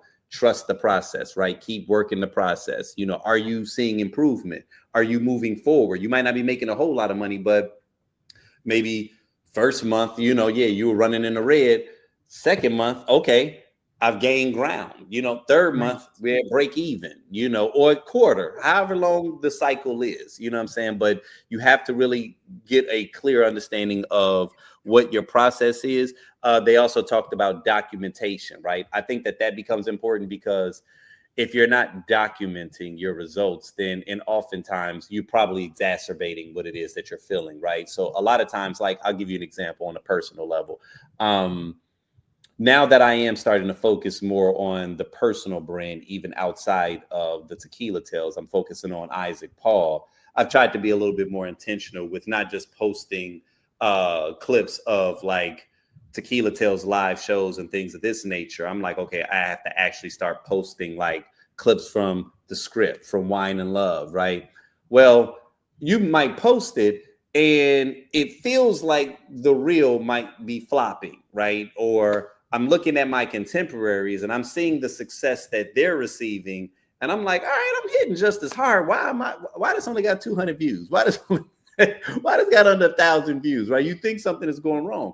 Well, when I look at the documentation, I'm like, first off, you just started doing this shit a couple of weeks Literally. ago. Secondly, if you look at it, nigga, you only made like 10 posts since you've been doing this. So like, let's be clear, okay? Like, you got people that post like 5-6 times a day. So calm down. You know what I'm saying? Like, documentation can help you just take a deep breath and realize, like, okay, you know what? I was being erratic, right? Like, if you go on 2 bad dates and you're not really paying attention to it, you all of a sudden you like, the dating pool got piss in it. Damn, you went on 2 dates. Right. Okay, in like 6 months. Just because you smite 50 times right, like that, the ratios look unrealistic to you, but like in terms of the scope of how things always was, man, like, you're searching for a needle in the haystack, right? Exactly. And you only need to win once in many cases, right? So it's like, let's have some patience. You know what I'm saying? Just because every dude that you go out with is not Prince Charming, that's probably a good thing, right? Because if you had too many Prince Charmings, then that probably means that you weren't being as discriminating enough, right? So it's going to take some time to navigate this terrain, to even get good at the process, right? Because you might be a shitty dater. Let's be clear. Right. It might be you. Right. Dating.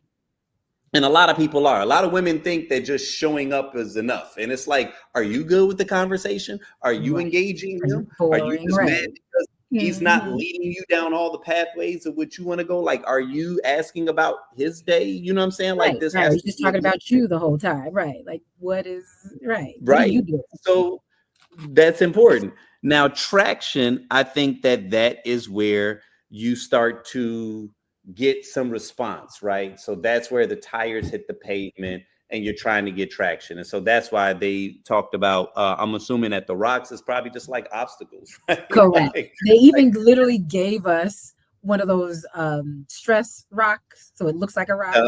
Then you're squeezing it. So I'm just like the whole time I'm just squeezing it. Right? So yes, those would be the obstacles.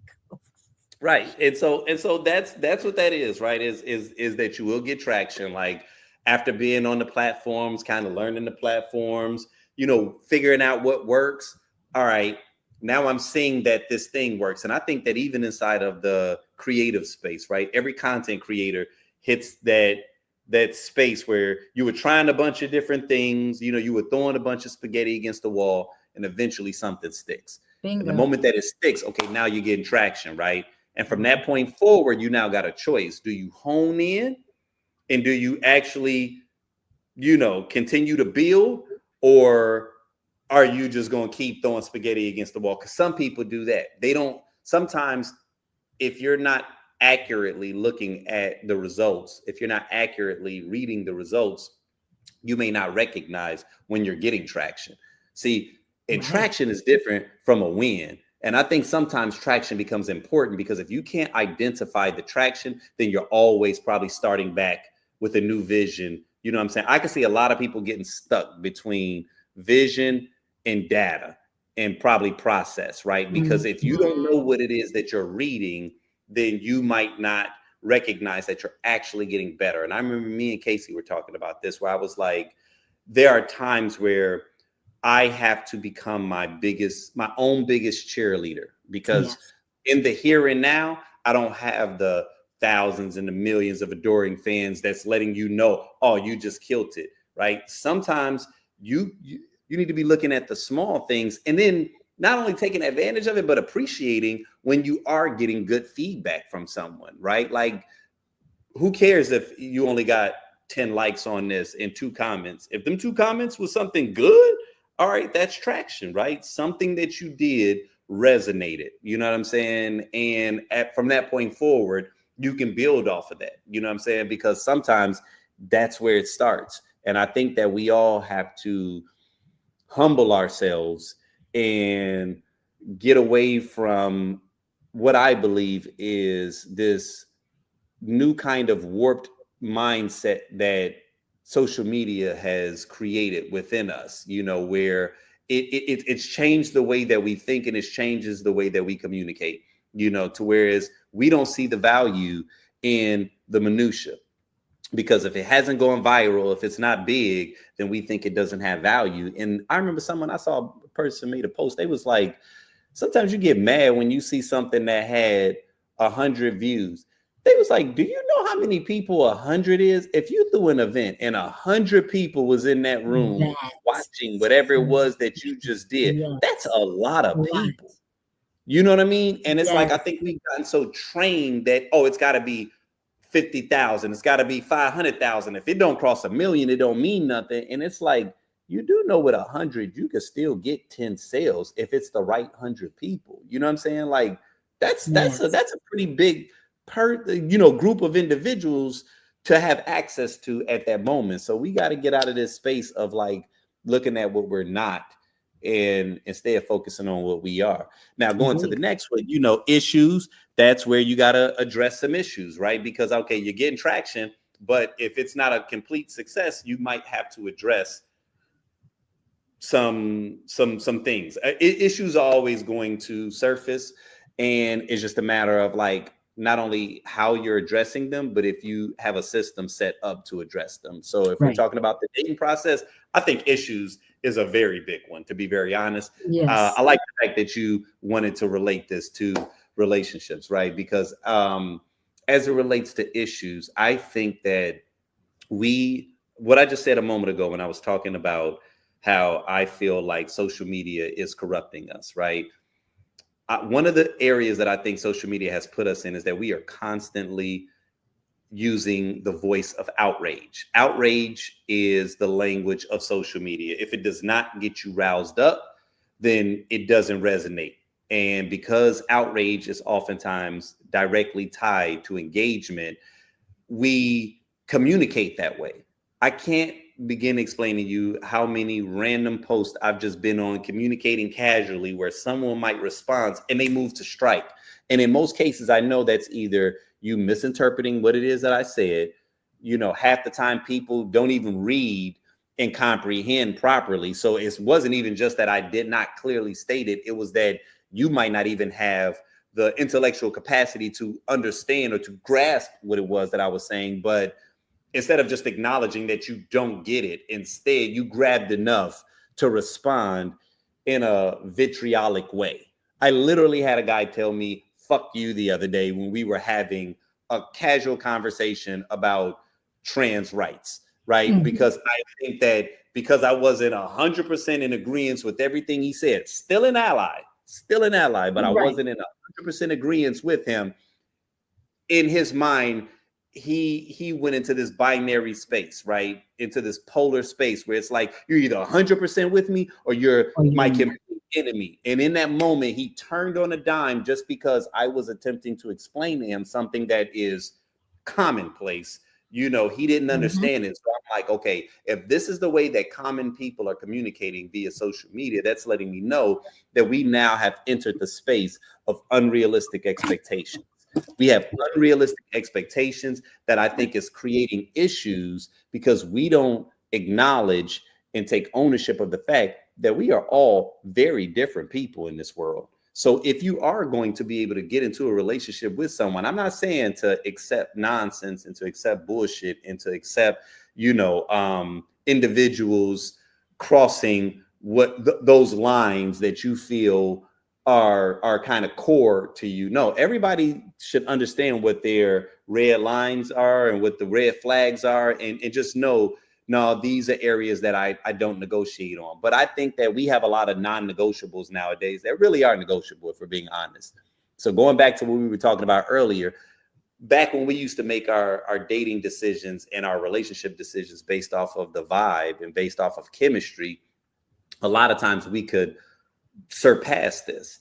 But because of the fact that so many of our interactions are virtual now, it means that we start hitting these blocks, right? We start hitting these obstacles and we start having these issues. So the first thing that we have to be able to do is, one, determine, is this really an issue, right? Is it really an issue, or am I just on one? But two, if it is an issue, is this something that we can work together to move past? Is this one of those type of issues where we can resolve the conflict through effective communication? Or is this one of those issues where it's just letting us know that we aren't in alignment and that this is where we part ways, right? Because all issues cannot be solved. That is the reality of it, right? So sometimes you have to then determine how important is this issue? Him leaving the toilet seat up, is that just a mild annoyance, or is that something that in your mind you say to yourself, I just can't? And I'm gonna be honest, for some people, they will make something like that incredibly important, when really it's like, it really wasn't that big. You know what I mean? Now, I'm not here to tell you what's big and what's not big, because each individual is something different. But again, I think that because of the way that we live in this on-demand society that allows you to dictate exactly what you can watch, when you want to watch it, how you want to watch it. We got a news feed that's curated to our precise likes. It knows exactly what we like. We think that our relationships are supposed to follow suit, and it's not. You're going to have some disagreements. You're going to have some areas of misalignment. You have to determine how important that is. Is this something that's worth fighting for? Is this something that's worth ignoring? Is this something that you can move past? Or is this really a fork in the road where you have to, just go on either side? The last one right there was the people, right? Right people, right seats. And I think that really does just come down. So that's interesting because, looking at that one as the last one, it's interesting because you could either take that one first, in which case it shifts everything else, or that could be the ultimate ending of it, right? Is that at the end of the day, you ended up finding the right person, right? Like once you navigated all of these other areas, your reward is having the right person in the right place, right? Like once you have had the vision of the kind of person that you want, you assess the data of how you're going to go about finding, say, a person, like what options are available for you to meet, say, a person. You got to actually get your ass at the house and put forth effort. Then you got to find what your process is going to be, the willingness to actually go through the process, right? Like you have to be willing to put in the work. You got to be willing to kiss a couple of frogs, you know what I'm saying? And to fail a few times and not just be like, you know what, the hell with it, and not try anymore. The traction, after you go through that, you're going to start to see, you're going to have some good dates. Eventually you're going to, meet some cool people, right? You're going to align. You're going to start to get the wind beneath your wings, as they say. You're going to get your swagger back, and then once you are going out with a couple of people that you kind of like, on occasion you are going to run into some issues, right? Conflict resolution. And I'm someone that always says it's not about whether or not you have the issue, it's whether or not you can get past it, right? And it's been this way with all of my best friends, present company included. Mhm. You and I had a moment that is hilarious. We still Oh God. remember that. You know what I'm saying?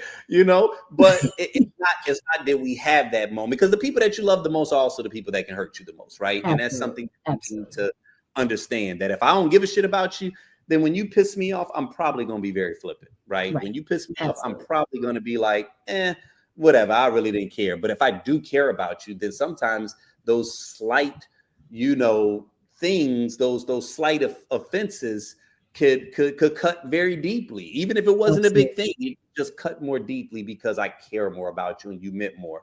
Conflict resolution becomes paramount, if you're going to be able to develop relationships that have some type of longevity and some type of value over a period of time. And yeah, if you have the ability to do all of that, then you're blessed with the right people. And me being the Warren Buffett of relationships, man, that is exactly. my value right there, right? The people. Like, as much as we can care about all of this other stuff, man, I kid you not, I would not want all of the wealth in the world to be alone, because that's Elon Musk. You know what I mean? Like, that's that type of individual. That's Yeah. the Donald Trump, right? Where you got all of this money and you seem tormented. It's like, how you got all that money and the only people that want to hang around you are people that you are paying.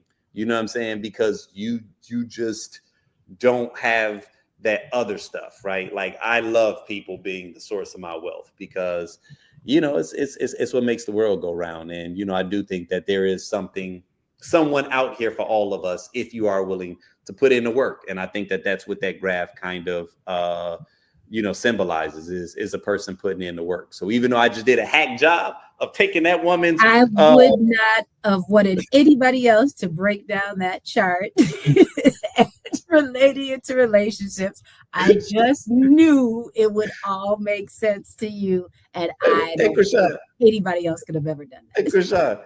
And to be clear, y'all, that's another person's copywritten work. So, if what I said felt good and give her all the credit, I just interpreted what she put Great together. interpretation. That was not my system. That was my system. I'll be putting this shit out here. I'll be hearing from attorneys like, yeah, so we saw that you were using the EOS, and you know, good job. We like that. Thank you. Oh However, God. When we post this, just make sure to put this is not my in like, no form or no, fashion is this my system. This is just right, my right. No, interpretation. I do not have that's somebody rights else's work. to EOS, but Mm-mm. it was brilliant, Isaac. No one else could have done it. So thank you for it. And Well, listen, that's my Krishan, section. I, I appreciate you so much, man. You know what you and I were gonna do. Oh, so for anybody that's watching, me and Krishan. So before it was Tequila Tales, before it was Love Corkscrew, there was Wine and Love. So we've joined forces these past several months, and we've been putting some things together, and we go live. It's oftentimes a few times a week, so we probably need to go ahead and actually create a Wine and Love page, you know what I'm saying? Yes, But yes, if you're not watching this, you need to be following Love Corkscrew, you need to be following the Tequila Tales, and just like stay tapped in, right? Because this is something that me and Krishan do all the time, and so we were going to hop on and record yesterday, but as you see, she's got a heavy schedule, and I was busy too. So I was like, well, hell, if we gonna do it today, we might as well go ahead and do it with the script. You know what I'm saying? So she was like, bet. So, I appreciate you, Krishan. It's thank you. always an absolute pleasure having you on board. And look, It's and just in time, because the sun's starting to set, so my light right. is going. It's We had perfect. some technical difficulties. I Right. appreciate you powering through while my cameras went down. That's how we professionals out here. You know what I'm saying? I was over here Absolutely. putting wires together, putting new batteries in and shit. Like, really? Today? And I was being journalist. It was perfect. It was perfect. So yeah, it all Right. worked out. But no, I appreciate this. Any final thoughts you want to share before I wrap? Yeah, just for everybody to actually just read. How about that? I would just that's it, because there's so many things, there's so many topics out there. I just want everyone just to do your due diligence. Don't be so quick to bite people. and just sometimes just sit and absorb information. You always don't have to have an answer. Mm, Sometimes you can just absorb some information, sit back and watch what happens next. So mm. just know when to read, when to research, and when to just be quiet. That's Mm. my last thought. Well, listen, I appreciate that. Krishan, I'm gonna pull you backstage, but just stay connected Yep. while the stuff uploads. But as always, man, it's a pleasure. Oh man, so yeah, you guys. Hope you guys enjoyed this particular episode. Man, let me think. Final thoughts. Is the little guy gonna come out? Oh, okay. Well, final thoughts. Where do I want to go? Because there was so much that I wanted to speak about tonight. I'll say this much. So I don't know if you guys have been paying attention to Gavin Newsom's press room. Okay, and there is a brilliant Latina woman by the name of Camille Zapata. Camille Zapata, she is the person that has been running this man's social media. And to say that she has not been absolutely killing it, I am so completely impressed. I am encouraged. I am entertained. I absolutely love this woman, and I don't know much about her. I think I just appreciate everything about what's happening right now, which is that they're putting up a fight, right? That they are holding the line. And there's a lot of interesting things that's been happening, right? So for those of you all that aren't very familiar with the story, there's some stuff that's happening in Texas right now. And I mean, we're talking just a clusterfuck of a political situation that's occurring in Texas right now, where they are attempting to redraw the maps so that they can eliminate 5 Democratic seats from their House and add 5 Republican seats. Now, redrawing the maps is a common thing, but it typically happens once a decade. Well, we have a commander in chief that does not believe in rules, that believes that whatever it is that he wants, he should be able to just snap his hands and it should happen immediately. And so he reached out to Governor Abbott and was like, yo, I need you to make that happen. They pretty much have been having special sessions in an attempt to vote on these redrawing of these maps. Many people feel like it's illegal. I mean, it is within the realm of legality. He does have the power to do it, but what it is completely unethical, right? And if it were Democrats that was doing it, you'd already have people storming the Capitol in Texas. It is what it is, right? But right now, with the way that this energy is, the right is pretty much giving the middle finger to the Constitution, giving the middle finger to every commonality that we've experienced in the last several decades. And it's all about power, and it's all about a grab. Up until recent weeks, we've only had a few fighters, right? And it's been unfortunate because for many of us, we've almost felt like the Democratic Party has been neutered, with the exception of like a Jasmine Crockett or an AOC. That I'm gonna just pretty much say them. I mean, not just them. There's been a couple of them, but what you really start to see is just a lot of them as a collective. They really aren't fighting the way that many of us would like for them to fight. And we understand that we have a Republican-controlled House, Senate, Supreme Court, and the executive branch. So while we understand that there isn't much that you can do, the one thing that you do have access to is your voice, right? Is your voice, and taking your message to the people and getting the kind of grassroots support that can actually create movements, right? Stuff like this is so incredibly important. But when it looks like the Democrats were laying on their backs and exposing their bellies just a few months into this administration, it was mortifying, because it's like, okay, if we got 4 years of this and this man is running roughshod in the first couple of months, oh, we won't have any rights left. Like, this will literally be like Hunger Games by the time this shit is said and done, right? And it just gets so frustrating when it feels like no one with the exception of a few women, holding that line and fighting, right? So many of the Texas Democrats, man, they started leading the charge. And I ain't gonna lie, man, Texas, they've been gritty. They've been gritty. I've been liking a lot of what I've been seeing out of them for like the past several weeks. You know, many of them got up and left the state. They left the state completely because of a situation called a quorum, where if they did not have enough people to have this vote, they could not approve this measure, you know. And so they literally fleed the entire state, and it has just been chaotic because you got Governor Abbott talking about he's sending them people knocking on doors. He got the FBI roaming the streets.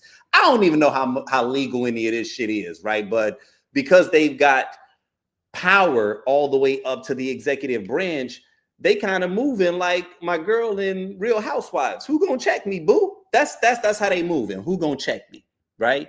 Well, they bounce out. You know, they've been very vocal, the whole nine. But Governor Newsom saw this as an opportunity to say, oh, okay, well, if y'all gonna redraw maps to get 5 seats, us as the 4th largest economy in the world and a rather large population, oh, we have several seats in the House of Representatives. Oh, we'll gerrymander the hell out of this map, and we'll see to it that we not only get those 5 seats back, we're going to get more seats back, right? So while it's not something that is ideal, while it's not something that he wants to have happen, you have to do that to ensure that there is some sense of balance, because without that, then what ends up happening is we go into the midterms, and once again, they'll control the House of Representatives. And if you know anything about our legal system, that's where all the laws and all the bills are initiated. It starts with the House, right? So it's like, if you don't have that, if you can't pass it through the House, or if Republicans can pass any kind of nonsensical bill or law through the House, well, you already got the Senate, and you know the president is going to sign off. There's no checks and balances. You see what I'm saying? So you got to fight fire with fire. So even though this isn't something that's ideal, it's something that is prudent for right here, right now.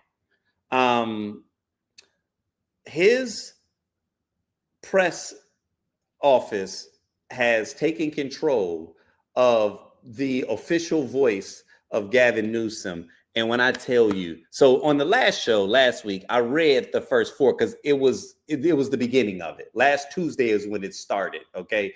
And the messages were hilarious then. I thought he was just going to hit him with a couple of jabs and bounce out. Oh, no. Oh, no. They have had their foot on the gas for the last week. And when I tell you, it is giving me life.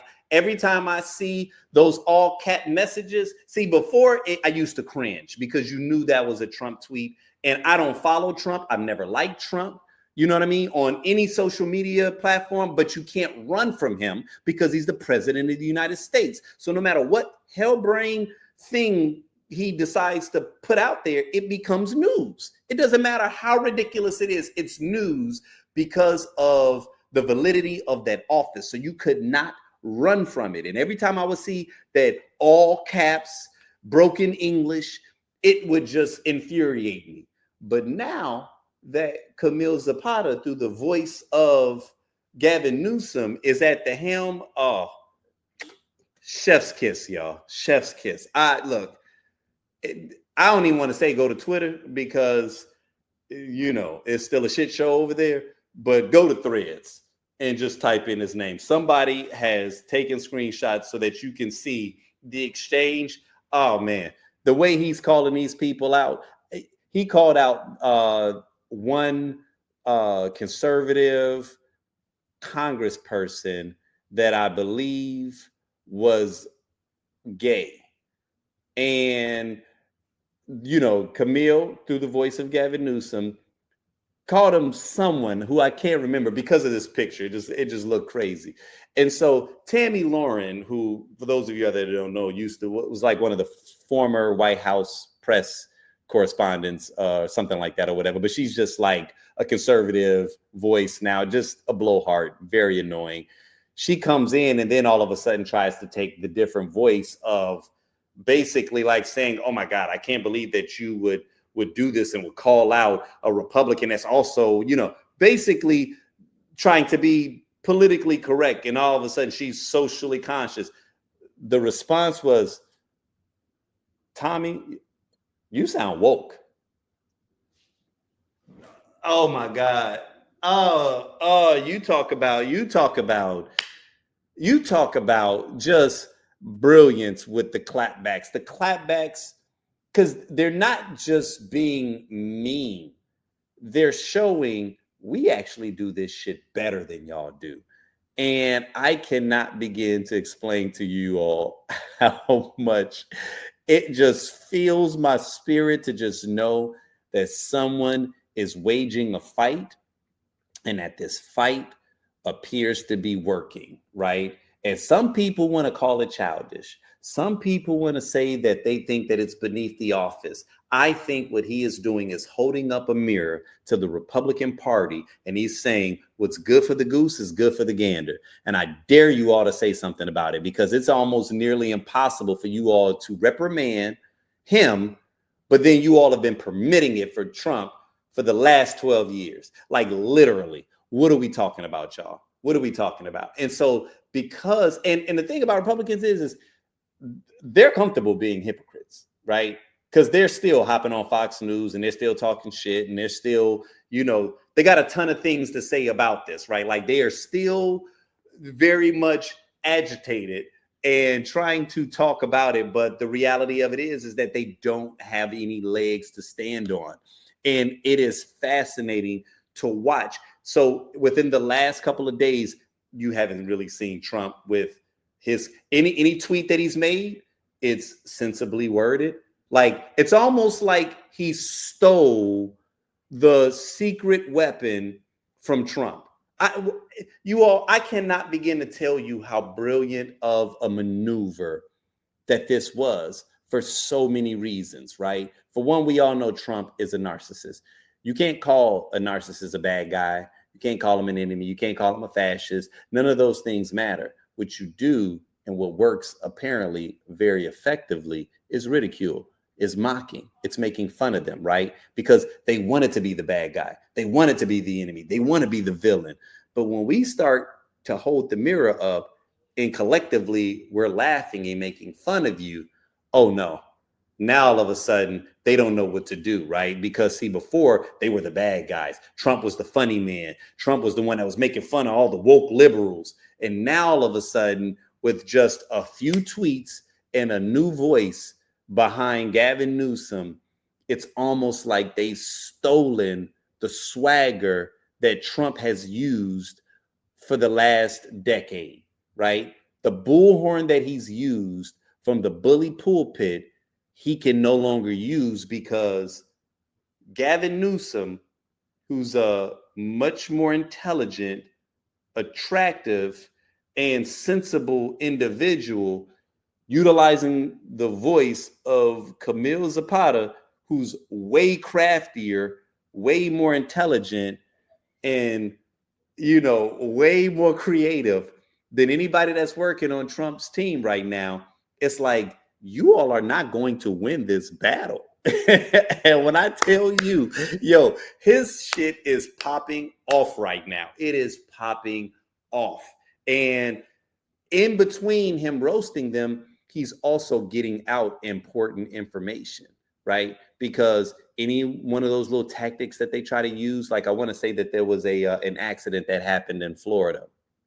3 people got killed by a truck driver. I don't know all the specifics of the situation, but apparently he got his CDL and he was from California. He was an undocumented immigrant. So of course they try to blow that up. Oh man, see all that crazy stuff that's happening over there in California, undocumented immigrants. And as a result, 3 people lost their lives because of this CDL that was issued in California. Well, turns out the state does not issue CDLs. That's a federal thing, right? So it's like you're able to call out the bullshit that the right is using, calling it out, and then counterpunching.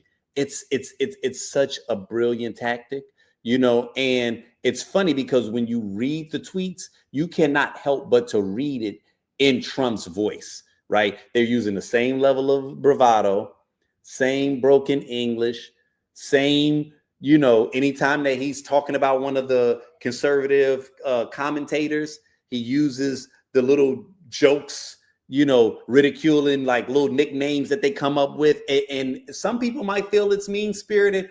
I cannot begin to share. I can't share enough how much it gives me life. Because, see, like I was telling my wife, one thing that's clear is, see, I think what has been frustrating for many people on the left is, yes, we are sensible. Yes, we do care about rights and humanity and, justice. But ain't no bitches over on this side, right? And I think that that's what I have not liked in the last couple of years is the right gets painted as these tough guys, these pseudo tough guys that can take a joke, and everybody on the left is snowflakes and you guys are woke. And I'm just like, okay, I don't know when exactly things got shifted to whereas the left were the stuffy school teachers, the nuns, and then the people on the right was the ones that like to party and have a good time and could take jokes. But it was like, no, that's an illusion because you guys are still very much conservative. You guys are still very much those assholes. You guys just wanted to be able to use the R word and the N word and be able to make jokes without feeling like you're going to get canceled. Like that's all that was. You guys are still very much lame, to be clear. You know what I mean? So I like this move because while some people think that it's just him being mean-spirited with tweets and the whole nine, I'm like, nah, this is actually deeper than that. This is so much deeper than that because what you're doing is you're taking their little cool card away from them, right? And you're exposing them for what they are because now they're all crying. Now they're all talking about what's fair and what's appropriate. Yeah.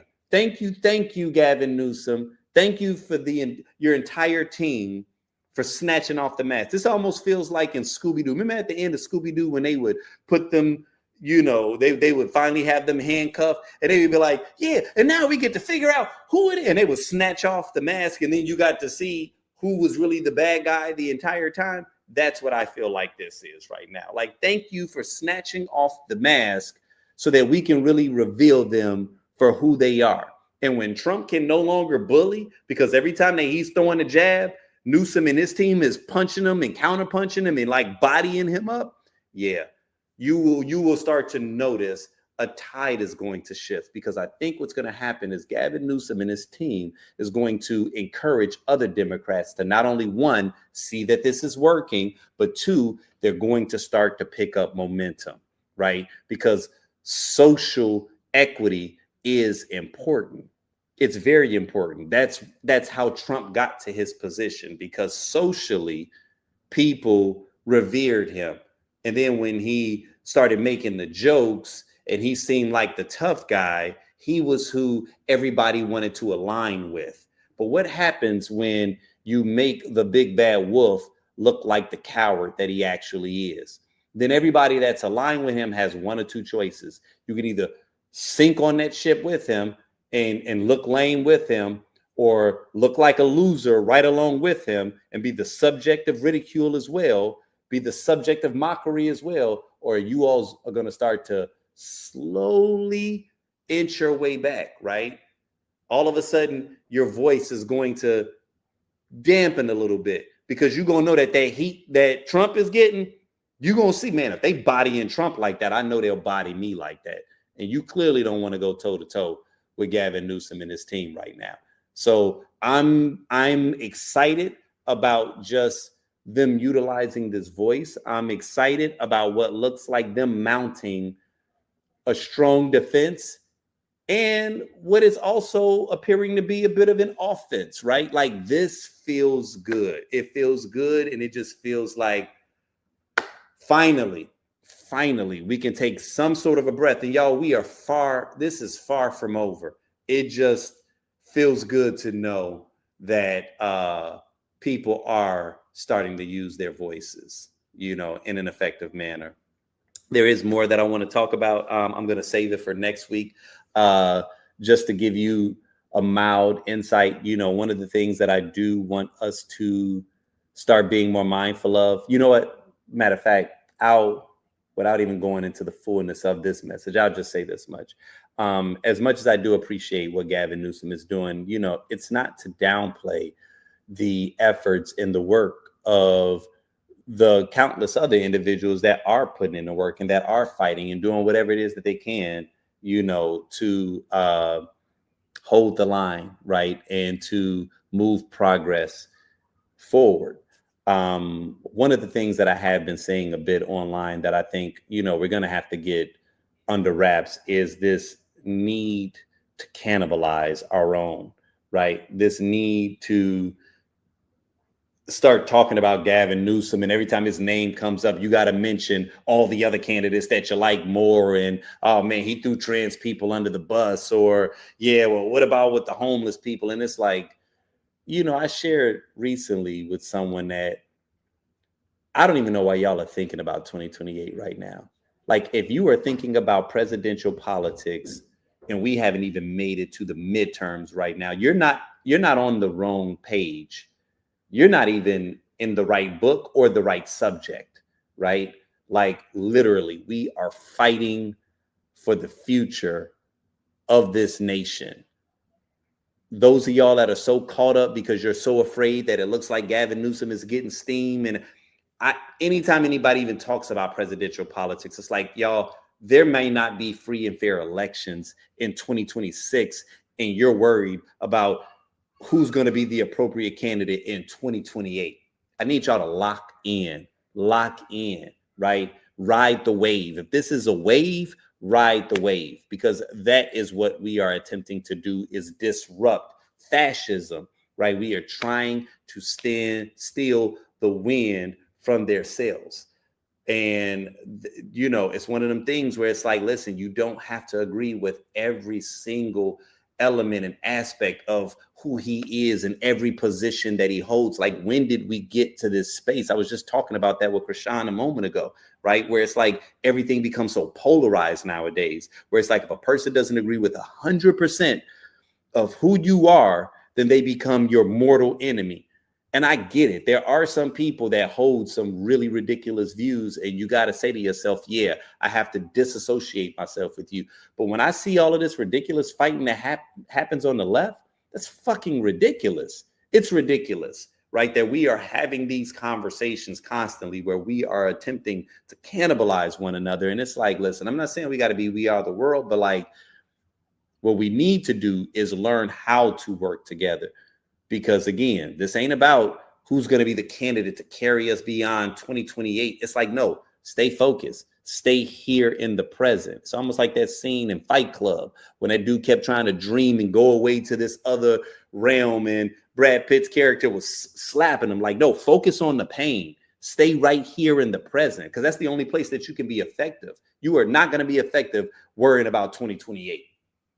Not when we are fighting daily to preserve our way of life. Stay locked in, man. Stay locked in, dead ass. But as always, you all, man, it has been a pleasure. Like I said, pretty soon I'm not gonna have light, so I got to cut this short. You know what I'm saying? But man, it's always a joy. Always enjoy, being able to build. And for those of you all that tapped in, I appreciate you. And yeah, man, till the next time.